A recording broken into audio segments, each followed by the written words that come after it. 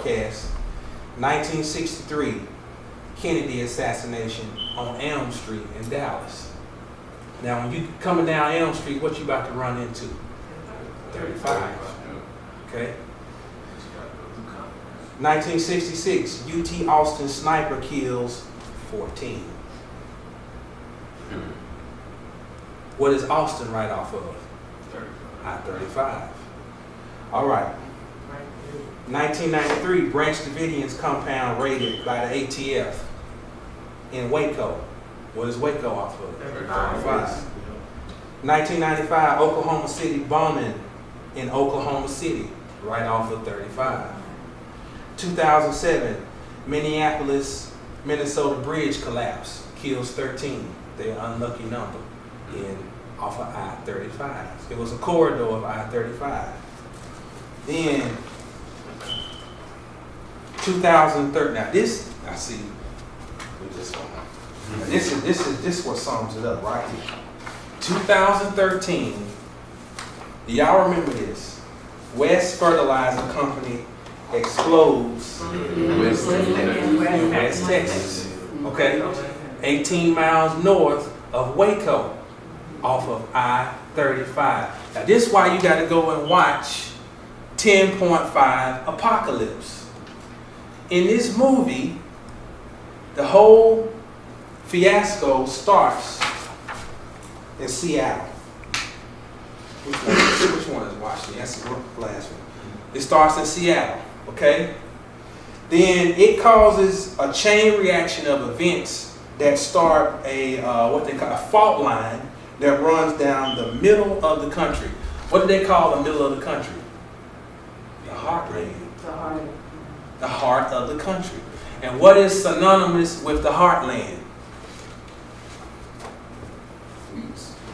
That's one of them. Corn. That's the other one. Who was supposed to have brought corn or wheat, cultivation of wheat to Kemet?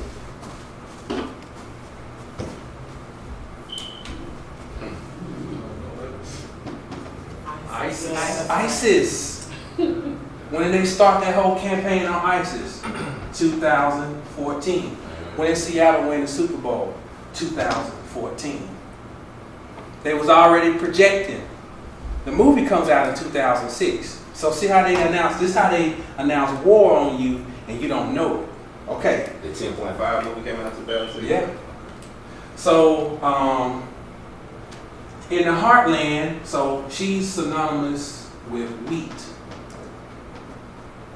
Okay? And we mentioned the heartland is also known for corn.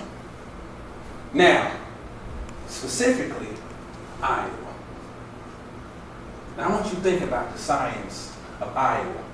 First of all, take that off and what you got. Io. What's that another name for? That's John. That's John. Pineal gland. John Pineal. Okay? So, Iowa, always in a presidential election, the Iowa caucus. Well, what the hell does Iowa caucus matter? They only got 6 electoral votes. Why does it even matter? Because it's a ritual. Because Iowa is known for corn. And every time they have an election, they are reinvigorating the spirit of U.S.A. They're getting you to renew your belief in the corporation into this fictitious entity. So they use corn. The corn represents the deity, which y'all know, Osiris. And you'll see the picture of him where he's wearing the hat, or I can't remember the actual. This is 2 ears of corn. That's also the fleur de lis, New Orleans. But this is 2 ears of corn with the phallus coming through. These are 2 labia, and that's the phallus. So they are resurrecting Osiris through their ritual when they go through Iowa. And that runs right down, right off. I-35 is running through here. So everything you see close to the I-35 corridor is big time ritual. That's why Missouri, ain't it funny? So much stuff come out of Missouri. Michael Sam comes out of Missouri and says, "Oh, I'm gay." He's kissing this dude, tongue kissing them all on TV. Then you got Michael Brown gets shot down in Missouri. You have all of the riots in Missouri. Dred Scott decision, wasn't that? I'm not sure, but I know the Missouri Compromise had to deal with slavery. Everything always comes out of Missouri. Then here lately, we got this whole thing, supposedly, this KKK dude gets killed in Missouri. So, and all this is tying in to this heartland. So in the movie, the fault line runs down that same area and it ends in Texas. And they specifically say Houston, Texas. Now you know where I'm going with all that. It starts in Seattle and it ends in Houston. We got people in Houston, okay? So they said there was these 2 nuclear reactors that were in Houston, and if they let this fault line run all the way down there to Houston, what was going to happen was it was going to be an even greater catastrophe because you got lava hitting nuclear sites. So what they did was they said, "What are Texans known for?" And they were having this little meeting, and one person said they're known for cattle ranching. Somebody's like, they're known for horses. Then somebody else was like, no, but oil. And the dude was like, right, oil. So he said, how we going to divert this is we're going to cause an explosion, and we're going to divert the path of this fault line with this explosion. Now, 2013, in West Texas, there's a fertilizer plant. Shit. Shit. What is shit composed of? But it's all comes back to this, carbon. So oil is what? Carbon. Melanin is based in what? Carbon. And carbon is 666. 6 protons, 6 electrons, 6 neutrons. I mean, you heard all the scholars already gave us that. We know that. But see how, but this gives you validation that that's real. I mean, these people they don't see.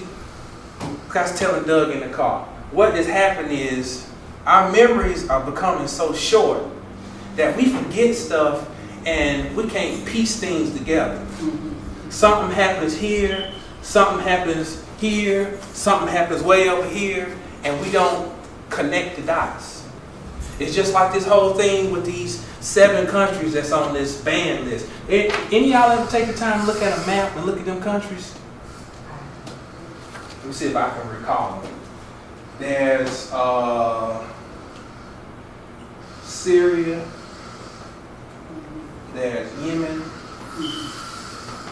There's Iraq. There's Iran. There's Somalia. There's Libya.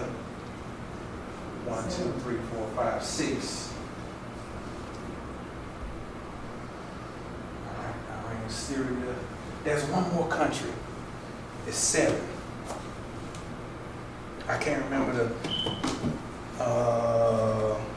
Let's Google it real quick. 7 countries on the ban. I'm gonna tell you something about ours. 7 countries banned by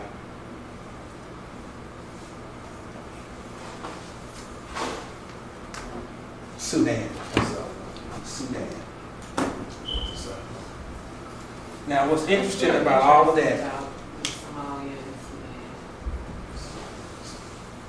What's interesting about all of that is that I don't know if y'all can see this, but look, what are all these countries surrounding? What country? What country are they surrounded? Egypt. Egypt. They all surround Egypt. So this is ways. So what does Egypt really mean? So we know it's Kemet. Kim is the black land. They don't speak directly in anything they do. Everything is through symbolism. Everything is in code. That's why the title is we're going to decode the matrix. We're going to even break down the word coding. What does that mean? So, which is how we're going to conclude with a little baby toy. The ultimate way that we decode the matrix is right here in this little old baby toy. So I need y'all to elicit your baby mind. Okay? You got to become like children. Okay? So they're telling you it's not just saying Egypt, it's saying the people who have through the last 20 years have rediscovered their identity and have discovered that all of that science in Egypt, not saying that that is our sole origin, but that science that comes out of there, we have definitively proven that that is our science. Whereas we grew up, we were taught, first of all, in the church that that was all the devil, you know. He hard, God hardened, Herod's heart, and Pharaoh's heart, and all that shit. And then we've been told then that they were dark-skinned Caucasians. I mean, what the hell is that? I mean, that don't make no sense. So we didn't do all of the litany of scholars that we're gonna libate to here in a minute. They have uncovered. They did that part of the journey. They laid out all the groundwork. Like, no, that was all a lie. All of that science is yours. Now we've gone a step further to learn that no, we are not just Egypt. That we are the whole globe. Everything I survey belongs to me. So, but by them going back and just highlighting that one place, they're telling something to the people who know. Average person out there is like, oh, those Muslims. That's another code. Those Muslims, they're talking about those Muslims. Okay, so before we get, so that's, I ain't finished. So they diverted that with that explosion in West Texas. My point is, what they have discovered is that that fault line is a Kundalini line running down the middle of the country, and it runs down through here. Have you noticed all these different industrial buildings they're building around here? I-30, I-360, Highway 360, 161. How can they be enough manufacturing business to build, in 2013 they said 13.2 million square feet of new construction. How is that possible? That don't make no sense. So what's the real purpose of all this? And I'm not trying to spook nobody out, you know, oh, they're coming to get us. But what I'm trying to say is, nobody would imagine that these little old folk in this room, like a room like this, you don't let you matter worth a damn. Because it's like, this 6 million people down here, a bunch of you weird ass people gonna come out here on a Saturday and sit around talking about some damn hocus pocus shit. I mean, you need to be at Millwood, up there at that mental hospital in Arlington. You know, that's the way you would really think about all this. But truth is stranger than fiction. Nobody would ever imagine that we literally are collapsing the matrix. Look. We ain't here to save everybody. It's not about that. It's not about fixing nothing and we're going to create a new world and everybody's going to be riding around frolicking in an autumn mist and hair flowing and dancing. That shit it's a pipe dream. It has come down to a priesthood in every society. And you got, just take the atom. You have a nucleus, and you have these shells, just like the rings of Saturn. You have these shells that are orbiting around the nucleus. Now these, out here in these electron shells, they are fragile. They might lose an electron, they might pick up one, might be ionized. They're fickle. They might be with you today, might be gone tomorrow. What matters is the nucleus. So, make no bones about the seriousness and the necessity of just a little bit of folks. You are changing, literally, the matrix. Why do you have Donald Trump in there as a supposed president? Because you have fucked up the matrix.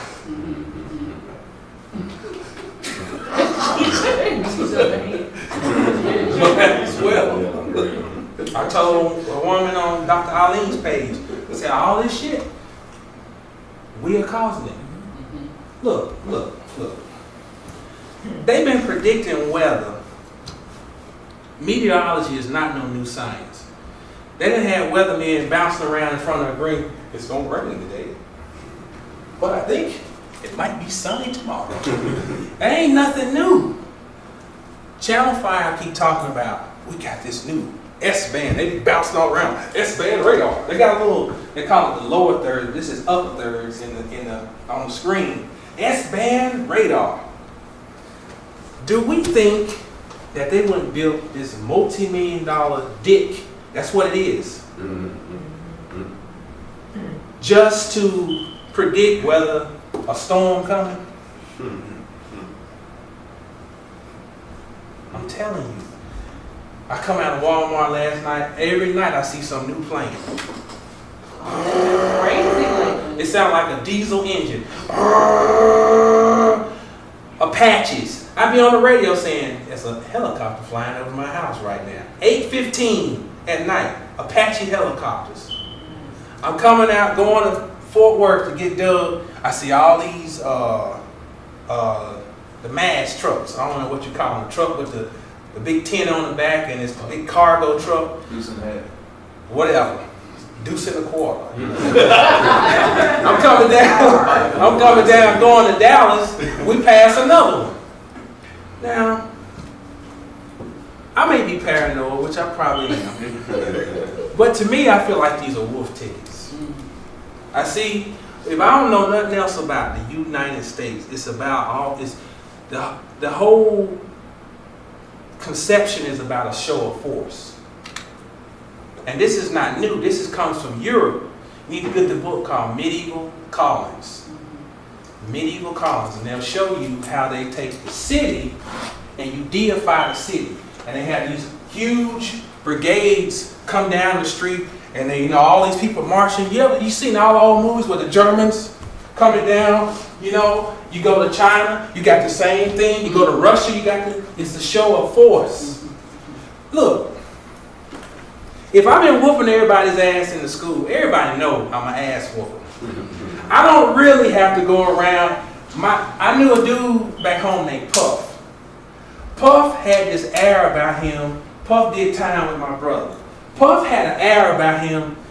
I couldn't beat Puff in pool just because I was intimidated by Puff. I'll be honest. I think to a part of me, I was scared to beat the nigga.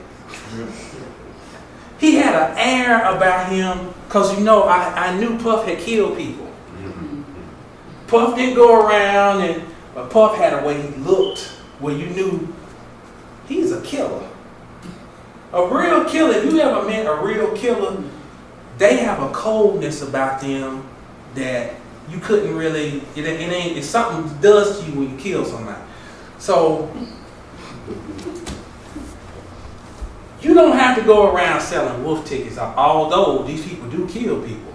Make no bones about that. But they are obviously very, very insecure. And if I got to go and do a whole Super Bowl where I spend millions of dollars to make a woman look like she dangling like a spider, which is the widow, which is the master mason, which is y'all, because the womb, the matrix, means womb. So that's what Lady Gaga was imitating y'all. She said she's coming off the heels of Beyonce, and she comes down into a stadium which is nothing but a womb. It's designed like an oval-shaped womb. All life comes out of ovals. Your eyes are oval, your mouth is oval, the opening on the penis is oval, the opening on the vagina is oval. So she's mimicking the eye. So they spend all of this energy and money to pull off this ritual for some folks who around here trying to contemplate whether they're going to go to a lecture or get some gas in their car. So obviously, there must be something more to this than just the way you view your current situation. So, let's start the lecture. Okay, so who are we? Said we are the priests. I already covered that.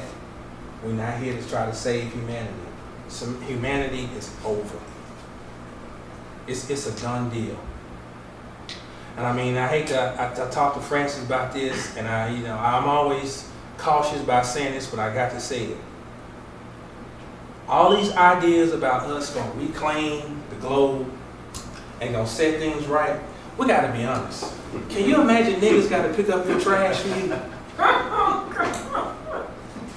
I mean, come on, let's just be this. We got to be honest with ourselves. Can you imagine that? You'll have shit, trash bags. You'll be like England in the 16th century. You literally be walking through shit.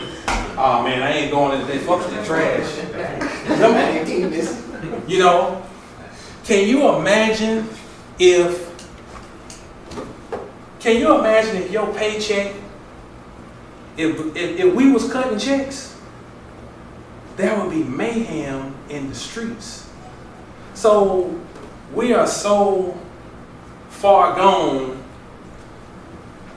there's no way for us to go and reclaim the globe and say, oh, we're gonna run it, we're gonna run the banks.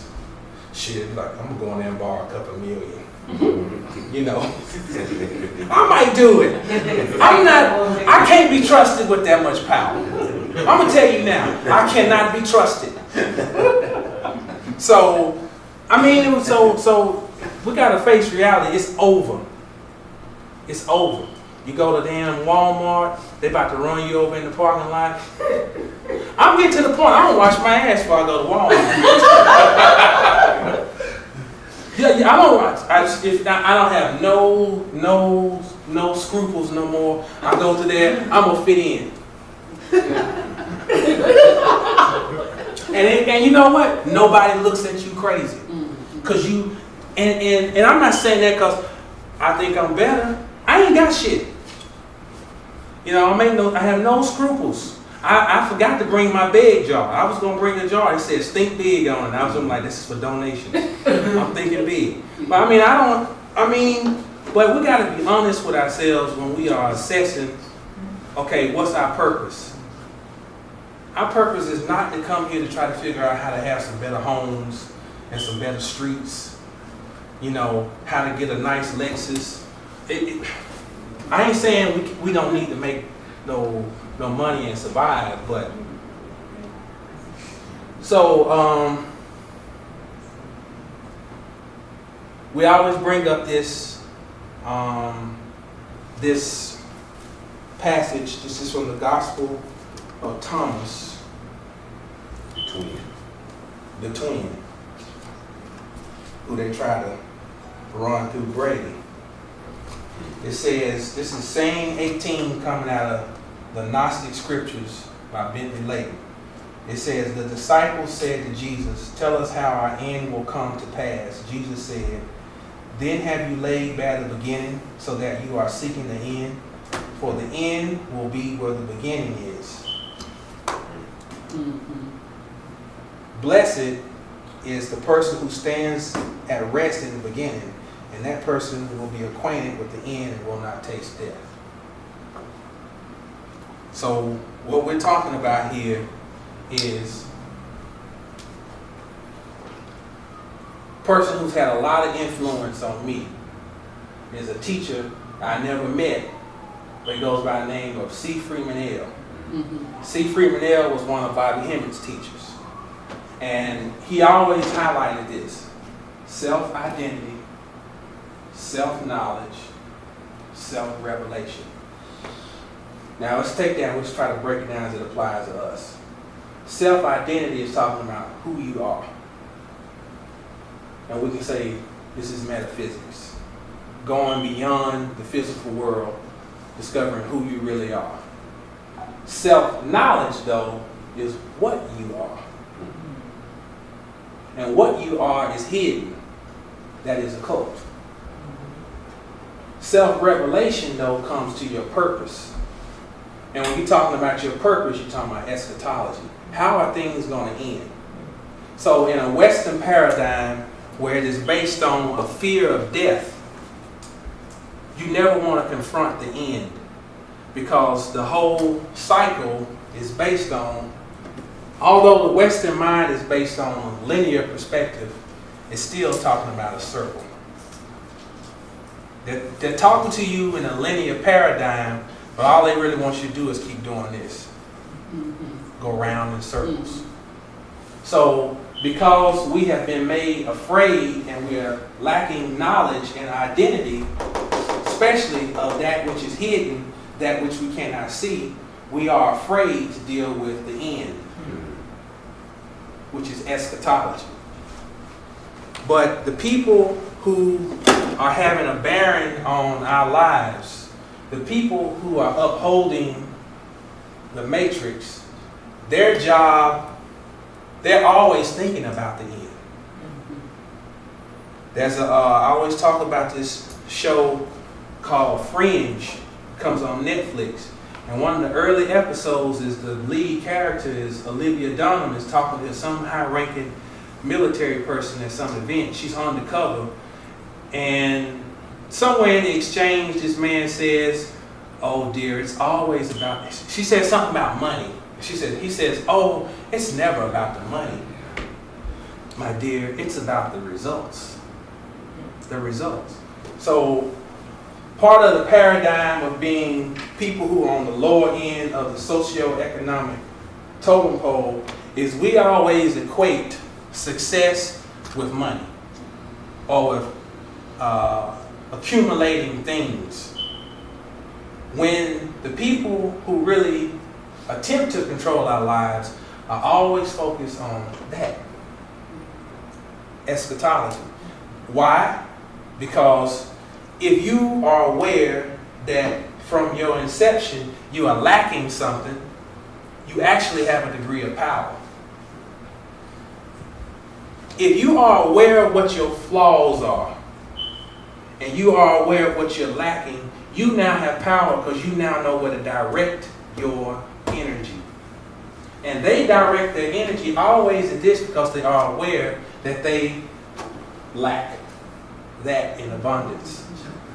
And this is the doorway that takes you through this to the next stage. Eschatology means end times. But it's the end of a cycle. But this is the doorway that trumps a cycle. This is how we're gonna finish up with this little old toy. We're gonna explain that. Okay?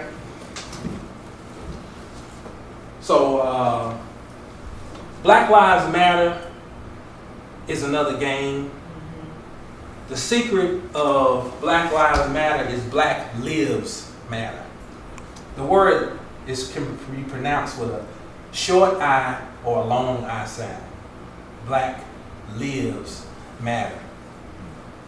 Matter is synonymous with matrix. You still got the same root, ma. So they're telling in code, they're saying, if black lives matter, black is trapped in the matrix. Everything is coded. Everything speaks to the language of symbology. So we don't sit and take time to critically assess anything, and we get caught up in our feelings. And we say, yeah, we're going to go out here and march and we're going to fight. We're going to let them know that our lives matter. Look, if they didn't know your life mattered yesterday, it's not because it was a lack of intelligence.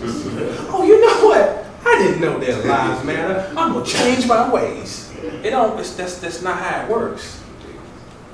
Black lives matter until black wakes up. Black's ultimate job is to destroy that which it created. Because you created the matrix. It is us that upholds and maintains the matrix. And it will be us that will destroy the matrix. Just remember, put a road map, a paper clip or a comma on this. That is you. We're going to come back to that. That is you. Okay? All right. I want to read something out of this book, Mythology of the Babylonian People. Now this is deep because this is going to be the foundation for the Super Bowl ritual. They built this up. In the Super Bowl ritual, they had all this on Fox. They had all of these pre-game ceremonies and little interviews they had leading up to the Super Bowl. Very first one was with number 11, Julio Jones.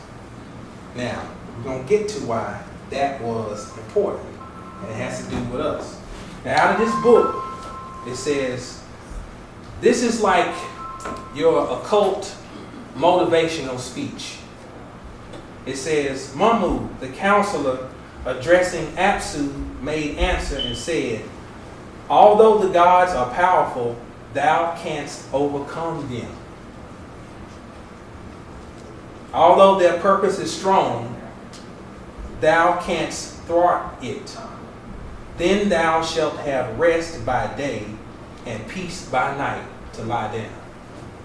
So what's happening is the great mother in here in Babylonian myth is called Tiamat. And once she starts discovering that she's under threat and duress by her children, it's the same concept as the Titans and the Olympians.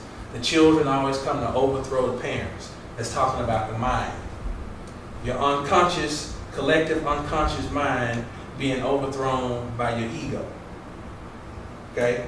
Your ego, which says that all of this wall is real, and I'm really Jamal, and that's really Wally, and this is it. That aspect overthrew your collective unconscious mind and subdued it. That's what this story is about. So, I want to go, just keeping that going, this concept of the first being something feminine. Now, when we get into that, there's a thing now where there's a degree of gender wars that are going on with quote-unquote conscious people. People having debates about, is the black woman God or is the black man, that's all divisive.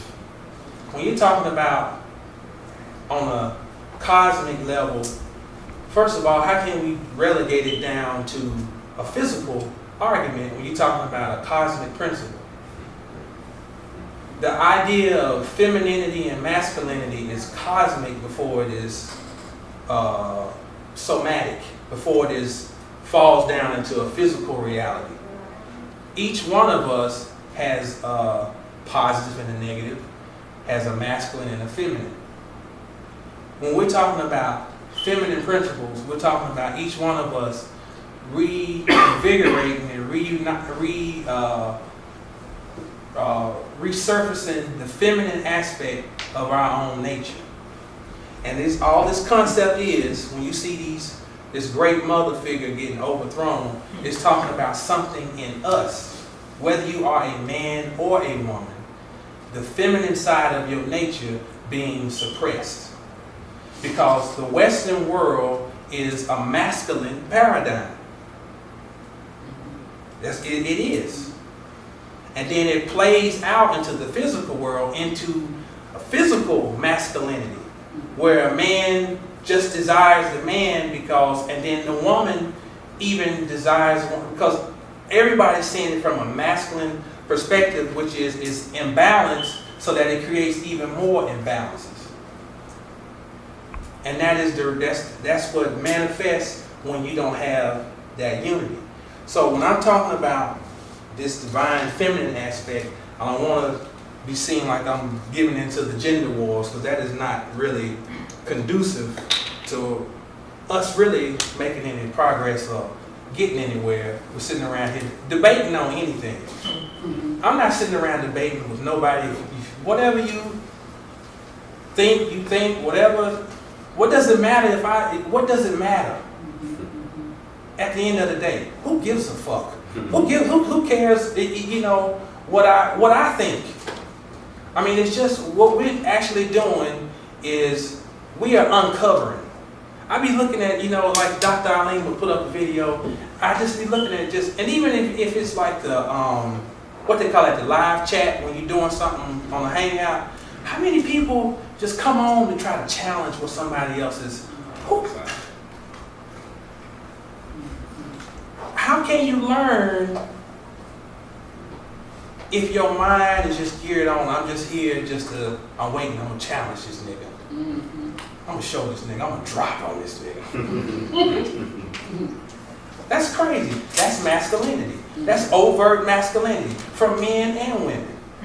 That's the masculine trait, which is actually, what's ironic, it's a masculine trait, but it's really, put it in the street language, that's really bitchified. I mean, it's really a bitch trait. Not to be disrespectful. I'm talking about from a street level perspective, a man who always want to come up, and just, I want to challenge you, and I want to, it takes, to be agreeable is a sign of a mature, confident person.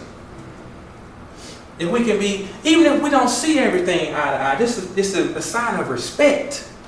You see what I'm saying? And that's why I'm saying it's over, because basic respect is gone.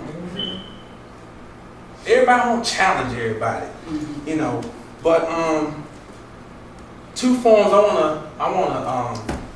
ain't got no. Did he bring some paper towels in here? I can erase them.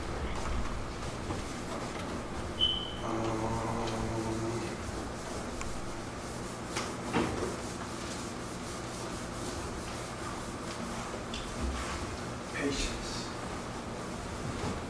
I take it, brother. I have no patience. We all got stuff we need to work on, right? No doubt. Appreciate it. The most impatient nigga in the West. What I tell you? What I text you the other day? I told Wale I'm the most impatient nigga in the Western Hemisphere. We talking about. I am. But I'm aware of it. And I'm working on. I'm working on myself. Y'all pray for me and I'm gonna pray for y'all. They said that in church, like, they lying. You ain't gonna pray for me. What's bullshit? I need some money on my light bill. I don't need you. I'm gonna pray for you, brother. Okay. When you're talking about time, we're talking about a dragon. So the essence of that dragon component gonna run throughout our whole little discussion today. This book is a must-have. Water, pure, and simple. Let me tell you why this book is a must-have.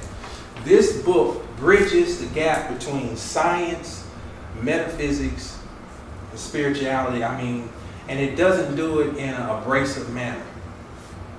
Everything is no spookism. Everything is just laid out, and it just clicks. Who's the author? This is by an Italian, Paolo Consigli. That's Paolo. Last name Consigli is Consigli.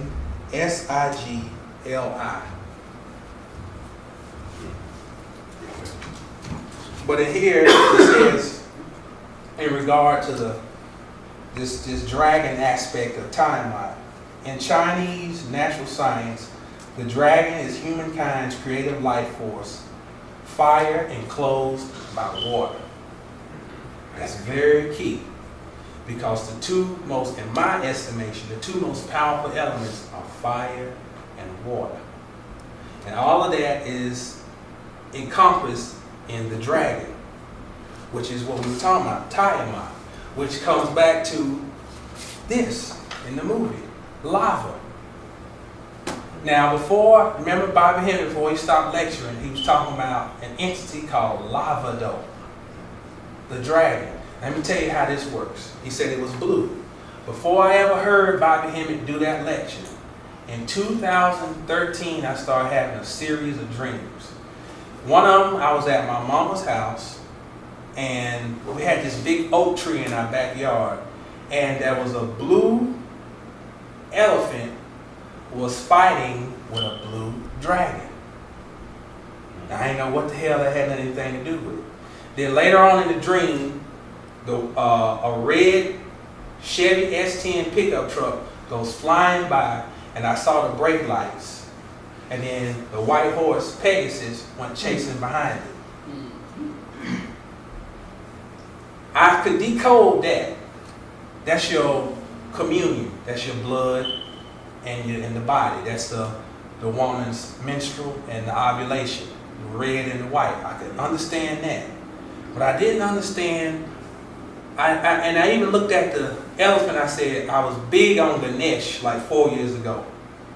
The opener of the way, or the remover of obstacles is Ganesh. But I couldn't pinpoint why the dragon. Then later on that year, I hear old Bobby Hemmett lecture about Lavado. And he said it's a blue dragon. I still didn't really get all the connection until he really broke down the Lavado. But again, we see it says the dragon is humankind's creative life force, fire enclosed by water. That is the most dangerous and feared thing in the universe right now, is that dragon. They did that whole movie about a fault line running down the middle of the country. What comes out of the fault line? Lava. Lavado. When they diverted it with the explosion, it ran off into the Gulf of Mexico, and a huge wall of water lifted up and put out the fire. What happened in 2005 where there was a lot of water around the Gulf of Mexico? Katrina. Hurricane Katrina. And this movie comes out the year after Hurricane Katrina. So they are playing around with the symbols of fire and water. He who controls the fire and the water controls everything, because the fire and the water, as it relates to the dragon, is synonymous with this whole idea of the powers and the secrets of melanin. Why do you see so many motifs of the devil associated with a snake, a dragon, a lizard, a serpent, some fish monster like Leviathan? It's the dragon. They're all reptilian. Okay. One of the reasons. Now, when we just look at in Hebrew,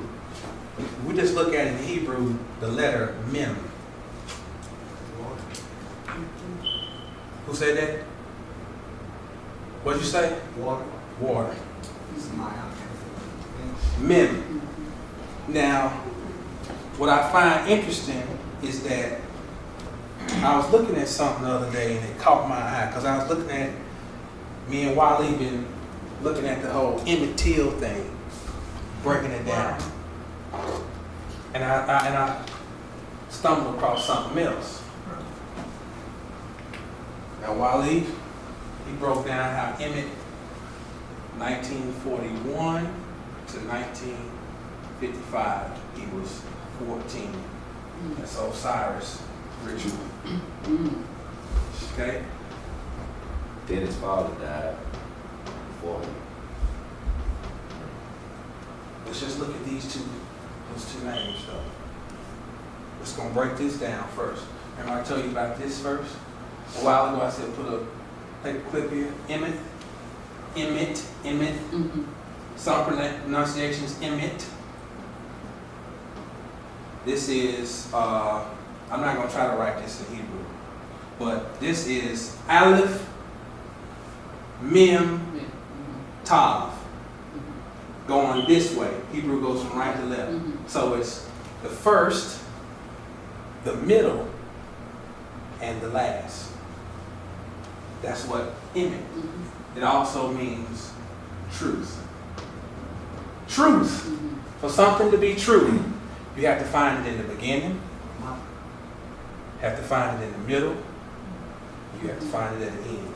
Truth is actually synonymous with the word curse, because curse means to run through. See, you've even been taught wrong about being cursed. I curse Hammy, or I curse Ham. And we were taught, you are cursed, because we're thinking curse means, oh, I'm downtrodden. Curse and sin are two good things. Sin means essence. Sin comes from sat, Satan, essence. So sin is also synonymous with the west. The west of your body is your spine, the dejed pillar. Sin is in the west. The sun sets, Saturn, sets in the west. Kundalini energy. Thus, the Kundalini is also synonymous with the dragon, the snake. So we got to keep the populace dumbed down, so we'll create the character called the devil to represent those who lived. Devil, lived. Those who were first. The first shall be the last. The first is the truth. The devil represents truth. So subliminally, subconsciously, we've been trained that anything that's the truth is the fucking devil. Excuse my Moorish Latin. Yes. So 2:15 in here, it says, for forensic, the amniotic liquid represents the ocean that our ancestors abandoned millions of years ago. We are driven by a profound innate impulse to return to the aquatic realm. Y'all follow me? That was the first habitat of our ancestors and the locus of our own first awakening as conscious beings. Forensic sense that rooted in our ancestral memory, the human species has an affinity with water. We have a nostalgic desire to return there and a regressive impulse that he called thalassa. I'm going to tell you about thalassa, the Greek word for sea. Forensic's vision of the interior world as a reflection of macrocosmic forces seems in many instances to be inspired by mystical traditions. Sea. What comes out of the sea? Sea monster. Leviathan. Now I want you to listen to something. Now, if we think that any of this stuff is a stretch,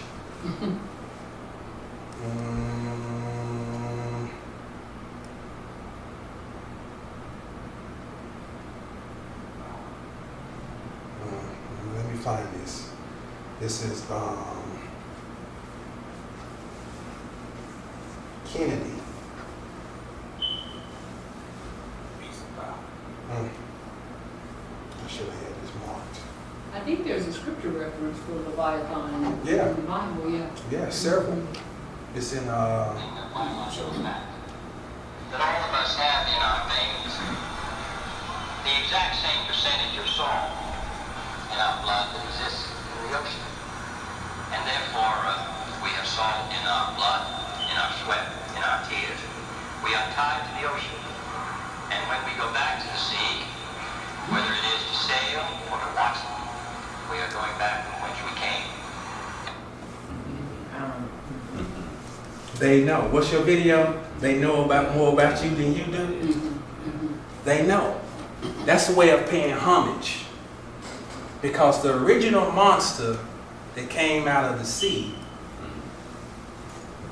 is the monster that you see in the movies is the monster that they try to divert with the explosion in the movie, which in the so-called real world, the monster they're trying to either extinguish with the water with Katrina or divert with an explosion in West Texas.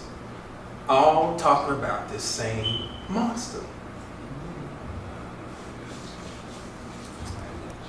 Okay. When we're looking at Mem again, we're going back to Mem. According to the, make sure I pronounce this right, Sefer HaBahir, we do not pronounce it Mem, but Mayim. See if I can write this. Oh, Ali, don't get all sedity on me because you know you the Hebrew master and everything. Oh, I didn't finish about Emmett, did I? Emmett, let me finish that. Let me finish Emmett. I want done. I looked at something the other day, and another person who has a lot of influence on me is a person by this name. Look at that. Mm-hmm. See how things will come back around and get you. Now, can you imagine the damage that Emmett did coming back as Bobby Hemmett? You know how many little Bobby Hemmets we got running around here now? And I don't mean that in a disingenuous way. He was born in 61. Yeah, he was born in 61. See how things will come back around to bite your ass? So you tried to kill the truth. And look who came back around and who told truth. And then his message got spread out on something called an internet.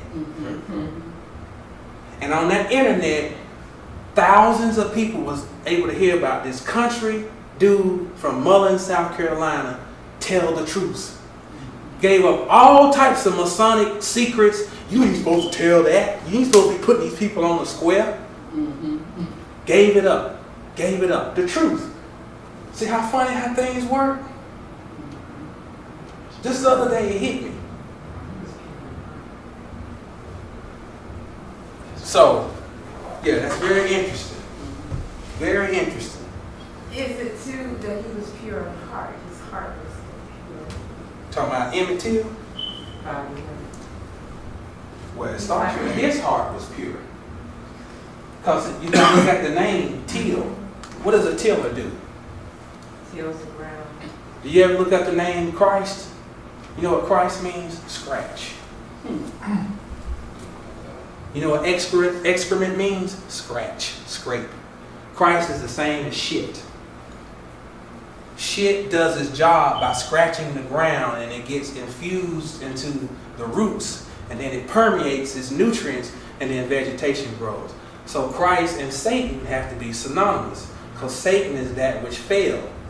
Sat, soot, shit, scratching. He tilled the ground. He was pure of heart. Yes, he definitely was pure of heart. Came back to do damage. Marcus Garvey said, I'll come back in the whirlwind. This is an example. Don't necessarily look for a tornado. A whirlwind of truth. Go ahead, sister. Okay, this may be a smidge of a stretch. But I just so happen to be watching Snowden. And I'm not even finished with it. But in the beginning of this movie, when Snowden is learning whatever he needs to learn from these people from the government, the man says that the war on terror is no longer on battlefields, it is on the internet. Okay. So now I'm sitting here thinking about you talking about Emmett and Bobby and thinking about how Bobby's, while he was effective in his physical lectures, he's been most potent through the internet. And so, you know, in the movie he's talking about how the whole setup is to find the terror on the internet. War on ISIS. Yes. You ain't stretching by no stretch of the imagination. Because I've been saying that the war on ISIS was announcing war on people like us. Look, when he say media is the problem, look, etymology will give you the victory every time. If you know what words mean, if you know the mother of a word, you can figure out when somebody run a game. When they say the media is the enemy, they're talking about magic. And when you stretch your mind, that ain't talking about no David Copperfield shit. When you stretch your mind, that's when you're working the magic. Because the magic, the Kabbalion says, first principle of Hermeticism, the mind is all and all is mental. Mm-hmm. That is where the war is engaged at. So how we know that we're controlling all of this, even when they set up a tool to dumb down the masses, because the internet is a major tool of dumbing down consciousness. Because most people, Facebook is their God. You know what I heard on Facebook? Like this shit is like, it's a deity. Oh yeah, man, I'm going to Facebook Baptist Church, man. The word comes forth there. You know, people worship Facebook. But on the flip side, everything got a flip side to it. That same internet is where, like you said, that's how I found out about Bobby Hughes. I said, who is this nigga? He said, he don't even articulate his, because it's, when you go from hearing a John Henry Clark who's, you know, very concise and, you know, Dr. Ben, and then you hear him, you know, Y'all all right? Y'all all right? Also too, you know, and the lecture be about like some topic like the divine goddess and the draconia. You're like, what the hell is this? What if God was the devil? What if God? Now that's one I used to cut off. Yeah. I was like, this nigga's he's satanic. It's something back to that. Yeah. Which one is that? What if God is the devil? My Everyone. I said he's evil. I said, but something. I'm gonna click on this old country ass nigga and see what he's talking about. But I'm gonna tell you what reeled me in with Bobby Hemming. It's cause I'm Aquarius. I said this when Dr. Aline came. I do not let people tell me shit. But when he gave out sources, Yes, that's probably the biggest I'm thing. gonna show you Bobby Hemming books. Just real quick let me show you Bobby Hemming books. Bobby Hemming. Bobby Hemming. Bobby Hemming. Bobby Hemming. We're just gonna do a Bobby Hemming tribute here, but fuck it. Look at that. I have so many post-its. Bobby Hemming books. That's crazy. This is the greatest thing you can do to somebody is not give them fish, but teach them how to fish. Mm-hmm. That's why I emphasize reading so much, because you don't teach people to be students, you teach them to become teachers. I come from a family of teachers, so it was already in my blood. I come from a family of writers, it's in my blood. So when I came across this dude, it was like I got a little oomph, you know. So Does that include dirt? no, that's you know what? I actually heard about dirt from Panic. That's how I heard about dirt. And when you start breaking, I said, I gotta have that book. And I had to read it for myself, you know. Is the whole book like that? They just talking about the whole thing? The book is all about dirt.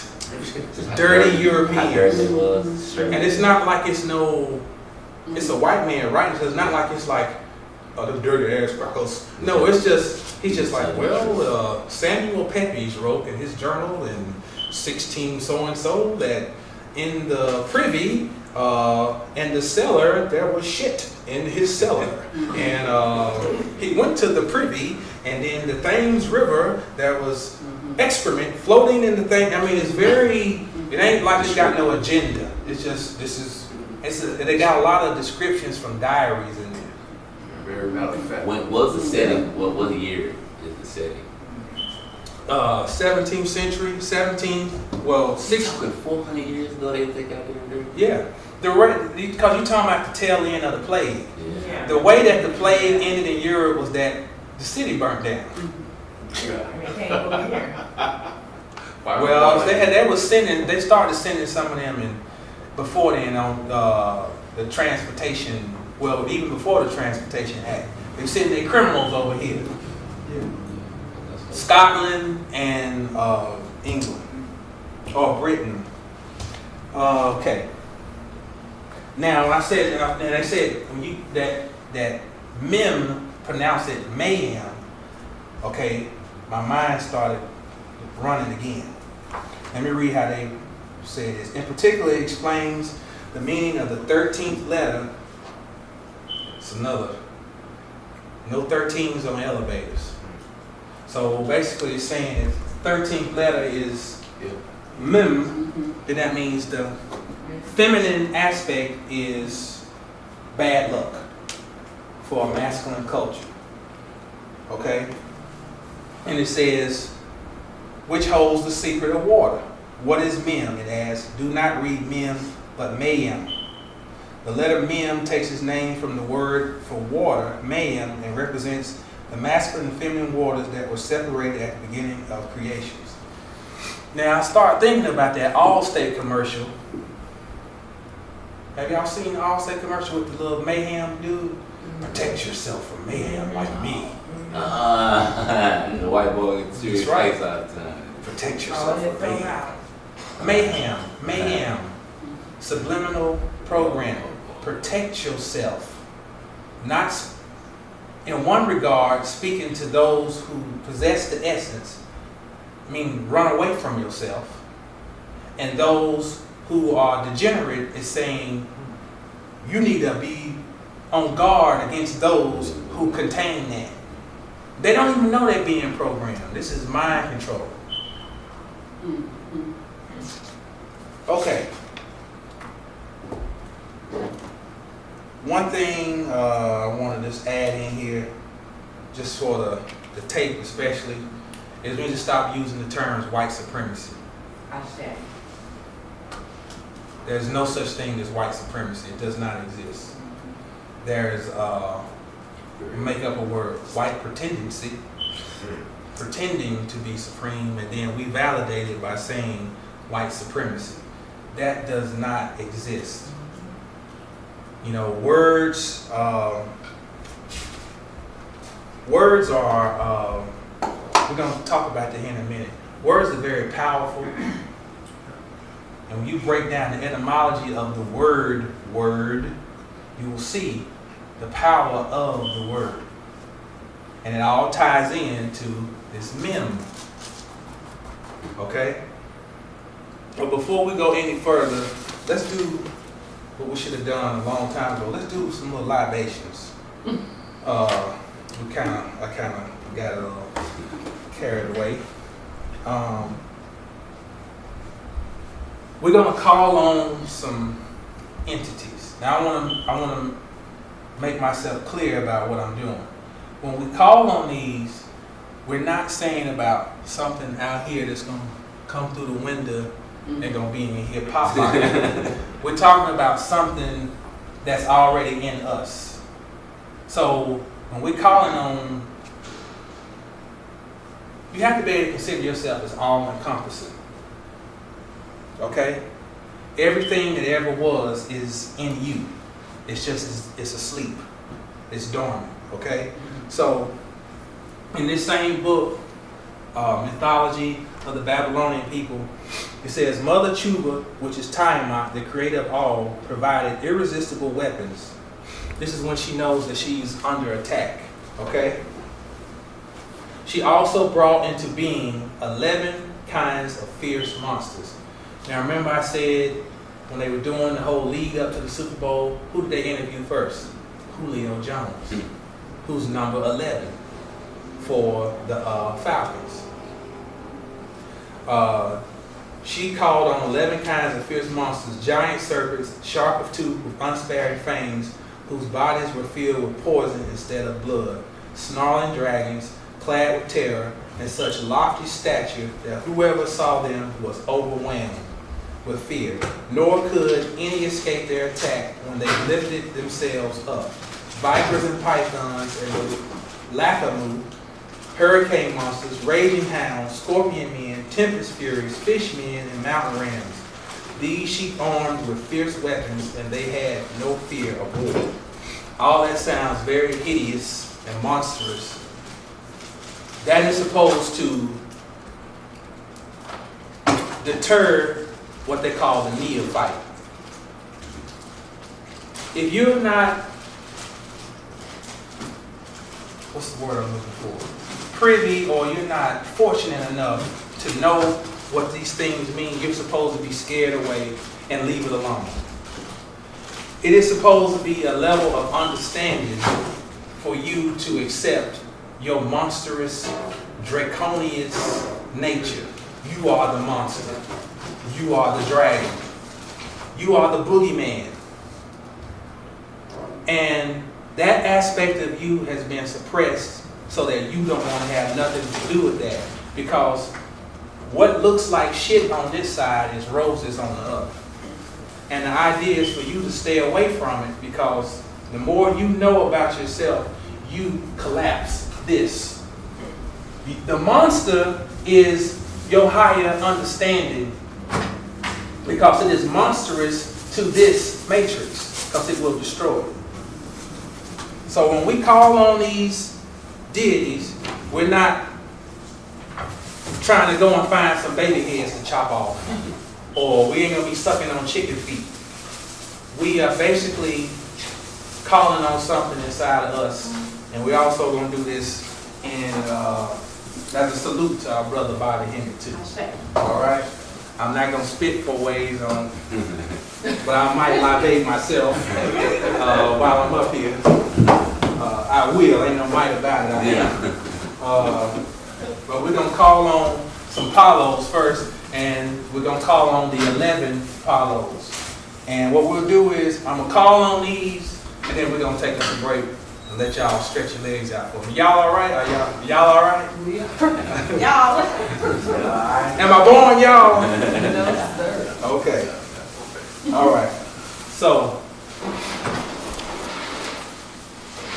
we need to have us a drum or something, but that's all right.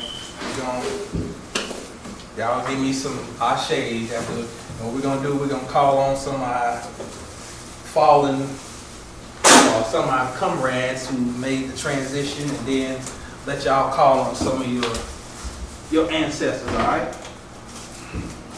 So first one we're gonna call on these Paulos. So Zarabanda, Zarabanda, Zarabanda. Ashe. El Cristo Negro. Ashe. Los Espíritus Intranquilos. Ashe. Santísima Muerte. Ashe. San Simón. Ashe. El Cristo Rey. Ashe. Madre de la Luna. Ashe. Madre de Agua. Ashe. La Santísima Piedra Iman. Ashe. Francisco de los Siete Rayos. Ashe. Mama Shola. Ashe. Tiamat. Ashe. Lakamu. Ashe. Sekment. Ashe. Leviathan. Ashe. Typhon. Ashe. Lilith. Ashe. Lilu. Ashe. Lilitu. Ashe. Alat. Ashe. Kor. Ashe. Al-Uza. Ashe. Lamashtu. Ashe. Asherah. Ashe. Aset. Ashe. Kale. Ashe. Shiva. Ashe. Rudra. Ashe. Set. Ashe. Sut. Ashe. Anubis. Ashe. Ganesha. Ashe. Prometheus. Ashe. Hercules. Ashe. Heru. Ashe. Asar. Ashe. Quetzalcoatl. Ashe. Kangu. Ashe. Tisiphone. Ashe. Megara. Ashe. Electo. Ashe. Now those 3, Alat, Kor, Al-Uza, these are the 3 sisters. Okay? That's in another aspect of the 3 sisters is Tisiphone, Megara, and Electo. Those are called the I can't remember the name. They got a familiar title for them. Triple one. No, not the triple goddess. The aspect of the triple goddess. Oh, damn. The 3 sisters? Mary. Mm-mm. The three, what book do I have that in? Yes, there. One is Retaliation, one is Grudge, and one is The Unnameable. They call them the three fates. The three fates, I think. The three fates. Furies of fates. Three Furies. That's it. Three Furies. All right. John Henry Clark. Ashe. Dr. Ben. Ashe. Francis Cress Welsing. Ashe. Amos Wilson. Ashe. Dr. Sebi. Ashe. Delbert Blair. Ashe. Steve Coakley. Ashe. Malcolm X. Ashe. Martin Luther King. Ashe. Chancellor Williams. Ashe. George James. Ashe. John G. Jackson. Ashe. Noble Drew Ali. Ashe. Ali, my fault. Ashe. Marcus Garvey. Ashe. Elijah Muhammad. Ashe. Muhammad Ali. Ashe. Michael Jackson. Ashe. Whitney Houston. Ashe. Nina Simone. Ashe. Asa Hilliard. Ashe. Isaac Hayes. Ashe. Sam Cooke. Ashe. Lena Horne. Ashe. Ella Fitzgerald. Ashe. Now I'm calling on some of my family members. Henry Robinson. Ashe. John Robinson. Ashe. Gary Robinson. Ashe. Labib Mustafa. Ashe. Now, y'all, 1, 2, 3, call on your ancestors. Harrison Wood. Ashe. Frank Brown. Ashe. Yvonne. Ashe. Little Mama. Ashe. Grandma Wesley. Ashe. Grandpa Wesley. Ashe. Aunt Barry. Ashe. Frank Anybody Eric. else? Ashe. Christina.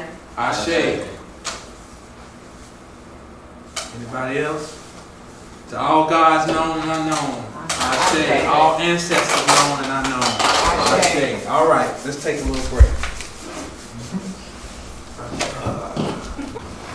He be doing the live stream. So, Mom, do you think the reason Bobby Hemmett never had children because he is a child? I don't When you think look at he- his face, he looks like he's very childlike. He looks like a child. I think spiritually, we're rolling up. I think spiritually, he would have done a disservice being a parent. And it would have done him a disservice to be a parent.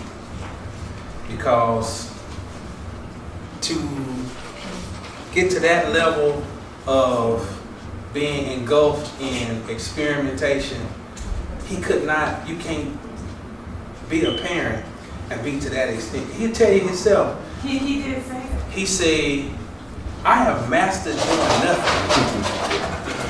He said, I took nothing and I've even tried to up my mastery of doing nothing. God damn. You just can't be no parent and we talking about, you go into a PTO meeting like, what do you do? I do nothing. They might have CPS at your house. So it just wasn't supposed to be no parent in a physical sense, but he was a parent in that he gave birth to something, to some minions. I mean, to some demons. You know, a demon in regard to a monster. If you are a part of an establishment where you want to keep people asleep, then he gave birth to a whole bunch of monsters who started like, And if you go and if you go and look on Amazon, you see a lot of the books, and he recommended Price keep doing this. And once I put a book on my wish list, the book goes like this. Price just keeps shooting up. So somebody watching.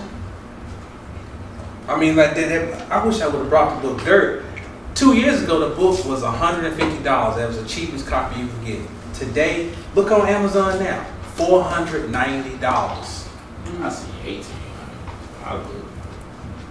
18. So when you get on the radio and you tell people about something, all of a sudden the book goes up. Because they are monitoring. We may think that we ain't nobody or this and that, ain't nobody. No, they paying attention. They paying attention. So speaking of magic, we talked about the word. And I said words are magical. So let's get some audience participation. I I ain't gonna do y'all like the church where you be showing, if you don't know the Bible, like turn to the book of John, you gotta look in the index and find it, and the old woman be beside you like, look at you. You need to come to Bible study. So I'm gonna go on and turn to John 1:1. We're gonna get Deacon Wale here, brother Deacon. Okay, what does John 1:1 say, Wale? In the beginning was the Word, and the Word was with God, and the Word was God. Okay. Word.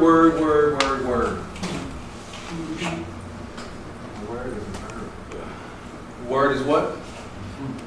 Is a verb? The word is a pineapple. Word comes from the Indo-European root. What does that look like? Sure. Sure, but also swear. Swear. Okay? Somebody take a gander. What does swear mean? Use your imagination. Kick in your imaginative mind. Just don't think all super intelligent. Just think on the simplest level. Think about swearing. Mm-hmm. Even simpler than that. That's what it means. Sound. Now, we also get the word talk. Words come from talking, and talking is U-E-R, which means to speak.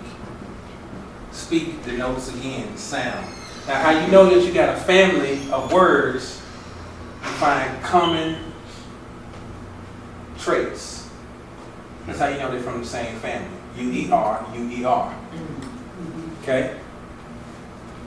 So if word means sound, what we need to do next is figure out what does sound mean. This is how we don't have to go. I've been to college. I graduated from college, but I learned shit from college. I didn't learn how to think critically. Okay? They don't do that. They don't teach that. They teach you How to follow directions. how to follow directions, how to figure out what the professor wants for you to get the grades you want. That's what college is about. It's a fraternity for you to get initiated and say, oh, I went over and now can you give me a job, you know. It's an indoctrination. Indoctrination, training, mind programming. We're going to look at the word sound has 3 roots. We're going to look at the one.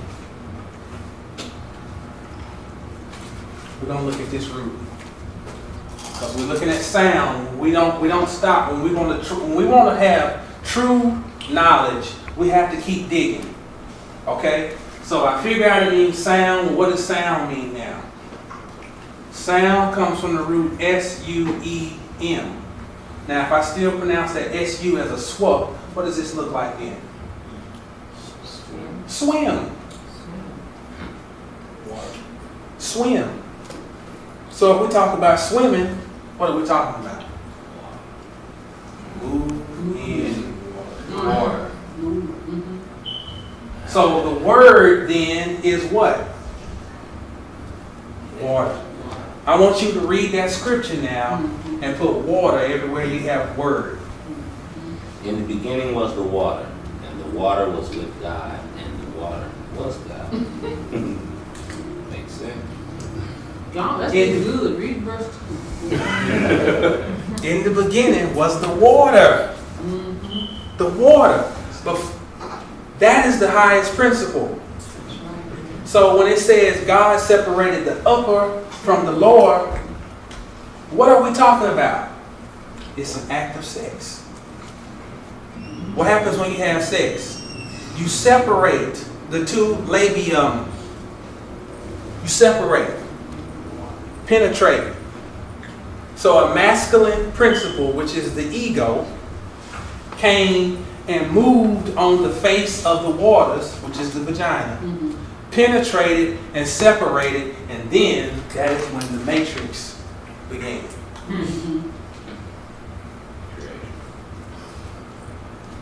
That's the matrix. Listening to you and Dr. Eileen, you know, y'all were getting me the thinking.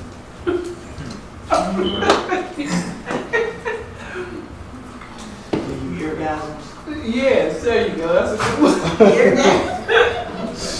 Old earworm.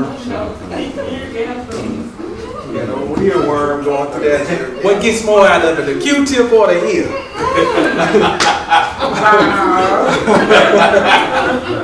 The ear, Q-tip gets discarded. Ain't that crazy how y'all do? Okay. Now let's go a little deeper, because what I'm trying to do is when we're talking about understanding language, we're talking about eliciting our child mind. You must become like a child. So, and to really understand language, you have to go back to your child mind, which is this right brain. Okay? This book, another must-have. You must have this and volume 1. If you want to get on top of language, let me give you 3 books. 1, for the camera, you need English words from Latin and Greek elements. This is for prefixes and suffixes. Okay? Understanding, again, we're talking about truth. To know truth, I must know what's at the beginning and the end. Prefix and suffix. Okay? Is that title? This one? English words from Latin and Greek elements by Donald M. Myers. Okay? Then, of course, this is the war horse right here. The Origins of English Words by Joseph T. Shipley. This is a must-have. And this is another great one because this is going to see, let me explain how these 2 books work together. Think of this as your brain. This is a left brain book. This is a right brain book. You know why? Because this one, the title says, the interpretation of language. See, when you talk about interpreting something, you got to elicit your right brain. Okay? Because this book deals with understanding the unconscious meaning of language. That refers to symbols. So, in the Western paradigm, we're always expected to utilize one or the other. You notice everything's about duality. Democrats versus Republicans. Crips versus the Bloods. Left brain application versus right. Evolution versus creationism or whatever. Because the goal is to always get you to choose a side. To be God, to be Lord. The word Lord means potential. That means all. We are looking to be lords. Okay? So in this book, on page 10, it gives you a good introduction to language and the concept of the word. The different meanings of one word are much like the different symptoms of neurosis. They are the result of repression. They all refer to one basic root meaning. We've been saying that. Which has disappeared from the manifest surface of language, where an important, emotionally loaded or feared symbolic meaning has been submerged. Okay? A galaxy of cover meanings appears on the manifest surface. There is nothing dreadful anymore in their outward appearance. We can see in this process of verbal change the same process that Freud called dream work. It meant the translation of the dreaded latent concept into an acceptable manifest expression. Words, like any other acts, have a double structure. See? We perceive that the first sign meaning, the conceptual lexical content that can be delineated by definition, but beyond the express denotation, the word may also be loaded with symbolic connotations. Denotation is important because this is what this deals with. The root of the word. But connotative is important too, because that's your creative interpretation. After you find the root, you have to then use your creativity to get back to, well, what the hell were they trying to convey when the word was produced? Which goes back to the Bible, the Tower of Babel story, this is what you are doing. You are rebuilding the Tower of Babel. To control a society, you must scatter language.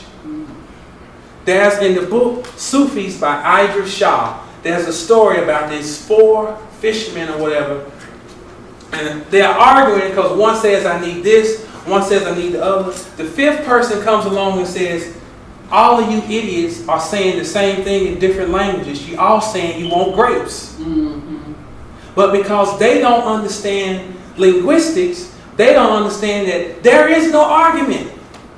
All of y'all are saying you need grapes. Mm-hmm. So that's why it's important to understand language. If there's anything put on my epitaph when I'm gone, the nigga said no language. Okay?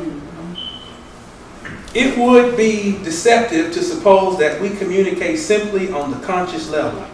Beside and below the intended conscious message, there is always some noise. The flowing back and forth of an unintentional communication on the subconscious level.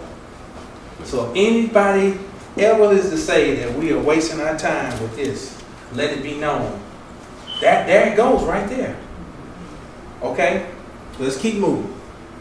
Now I want to, again, talk about Noah Webster. Noah Webster. Let's talk about the purpose of Noah Webster. He was sent over here under British charter in the 18th century with the express purpose to first write textbooks and then to write dictionaries. You gotta, when you study history, you have to look at history. I had a history teacher in college on my second tour when I had to go back to finish. I loved him because he wrote on the board. You notice I don't like doing PowerPoint shit. I like the old school write. I feel like you get a better understanding. When he wrote his notes, he wrote lateral. So he would put a year, 1676, 1680, and he would list these things, and you could look. It was like you were seeing history in real time. You have to be able to do that in your mind to be able to understand. You have to see things on a spectrum. Okay? So you have to understand what's going on at different points in history. In 1750s in this country, we see the birth of something called the neo-industrial era. That's where machines, manufacturing. So you got to understand, when you're looking at history and you're looking at 1750s,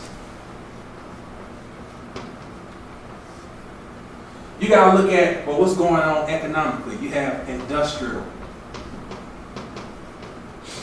revolution. Okay? Then you have to come across and you say, what's going on with education? You have the introduction of something called rote learning. Now, how do those two tie together? If I'm working in a factory and my job is to take cups and put a top on them, I need to be remember that when I put the top on, I need to twist it to the right. I get the next cup, put the top on, twist it to the right. I have to remember my task. That's called rote learning. Rote learning is what our educational system was based on. Memorizing shit. Not learning, like the brother said, indoctrination. I want to tell you what you're supposed to think, and you're going to think it. I'm a robot.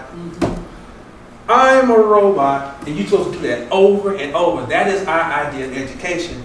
And one of the people who helped set that was this dude, Noah Webster. Because if you set the language to where people do not ever understand it, then they will always be working with the handicap. Okay? Religion goes hand in hand with that. Because then the religion at the same time teaches you that God, like I'm playing with y'all saying, God loves a cheerful giver. That's mind programming, that's game. Because the same is used when they were using religion to uphold the system of industrial revolution. God wants you to be a good, strong, hard-working buck and to do your job. Because when you do your job well, you are upholding Jesus. Or you're upholding the Word of God. It's all mind programming. So I'm going to show you a book. I'm talking about this on the radio. This is a very powerful little book if you want to understand mind programming. This is produced in the 1800s called Rollo at Work, or The Way to Be Industrious. Look how they program it.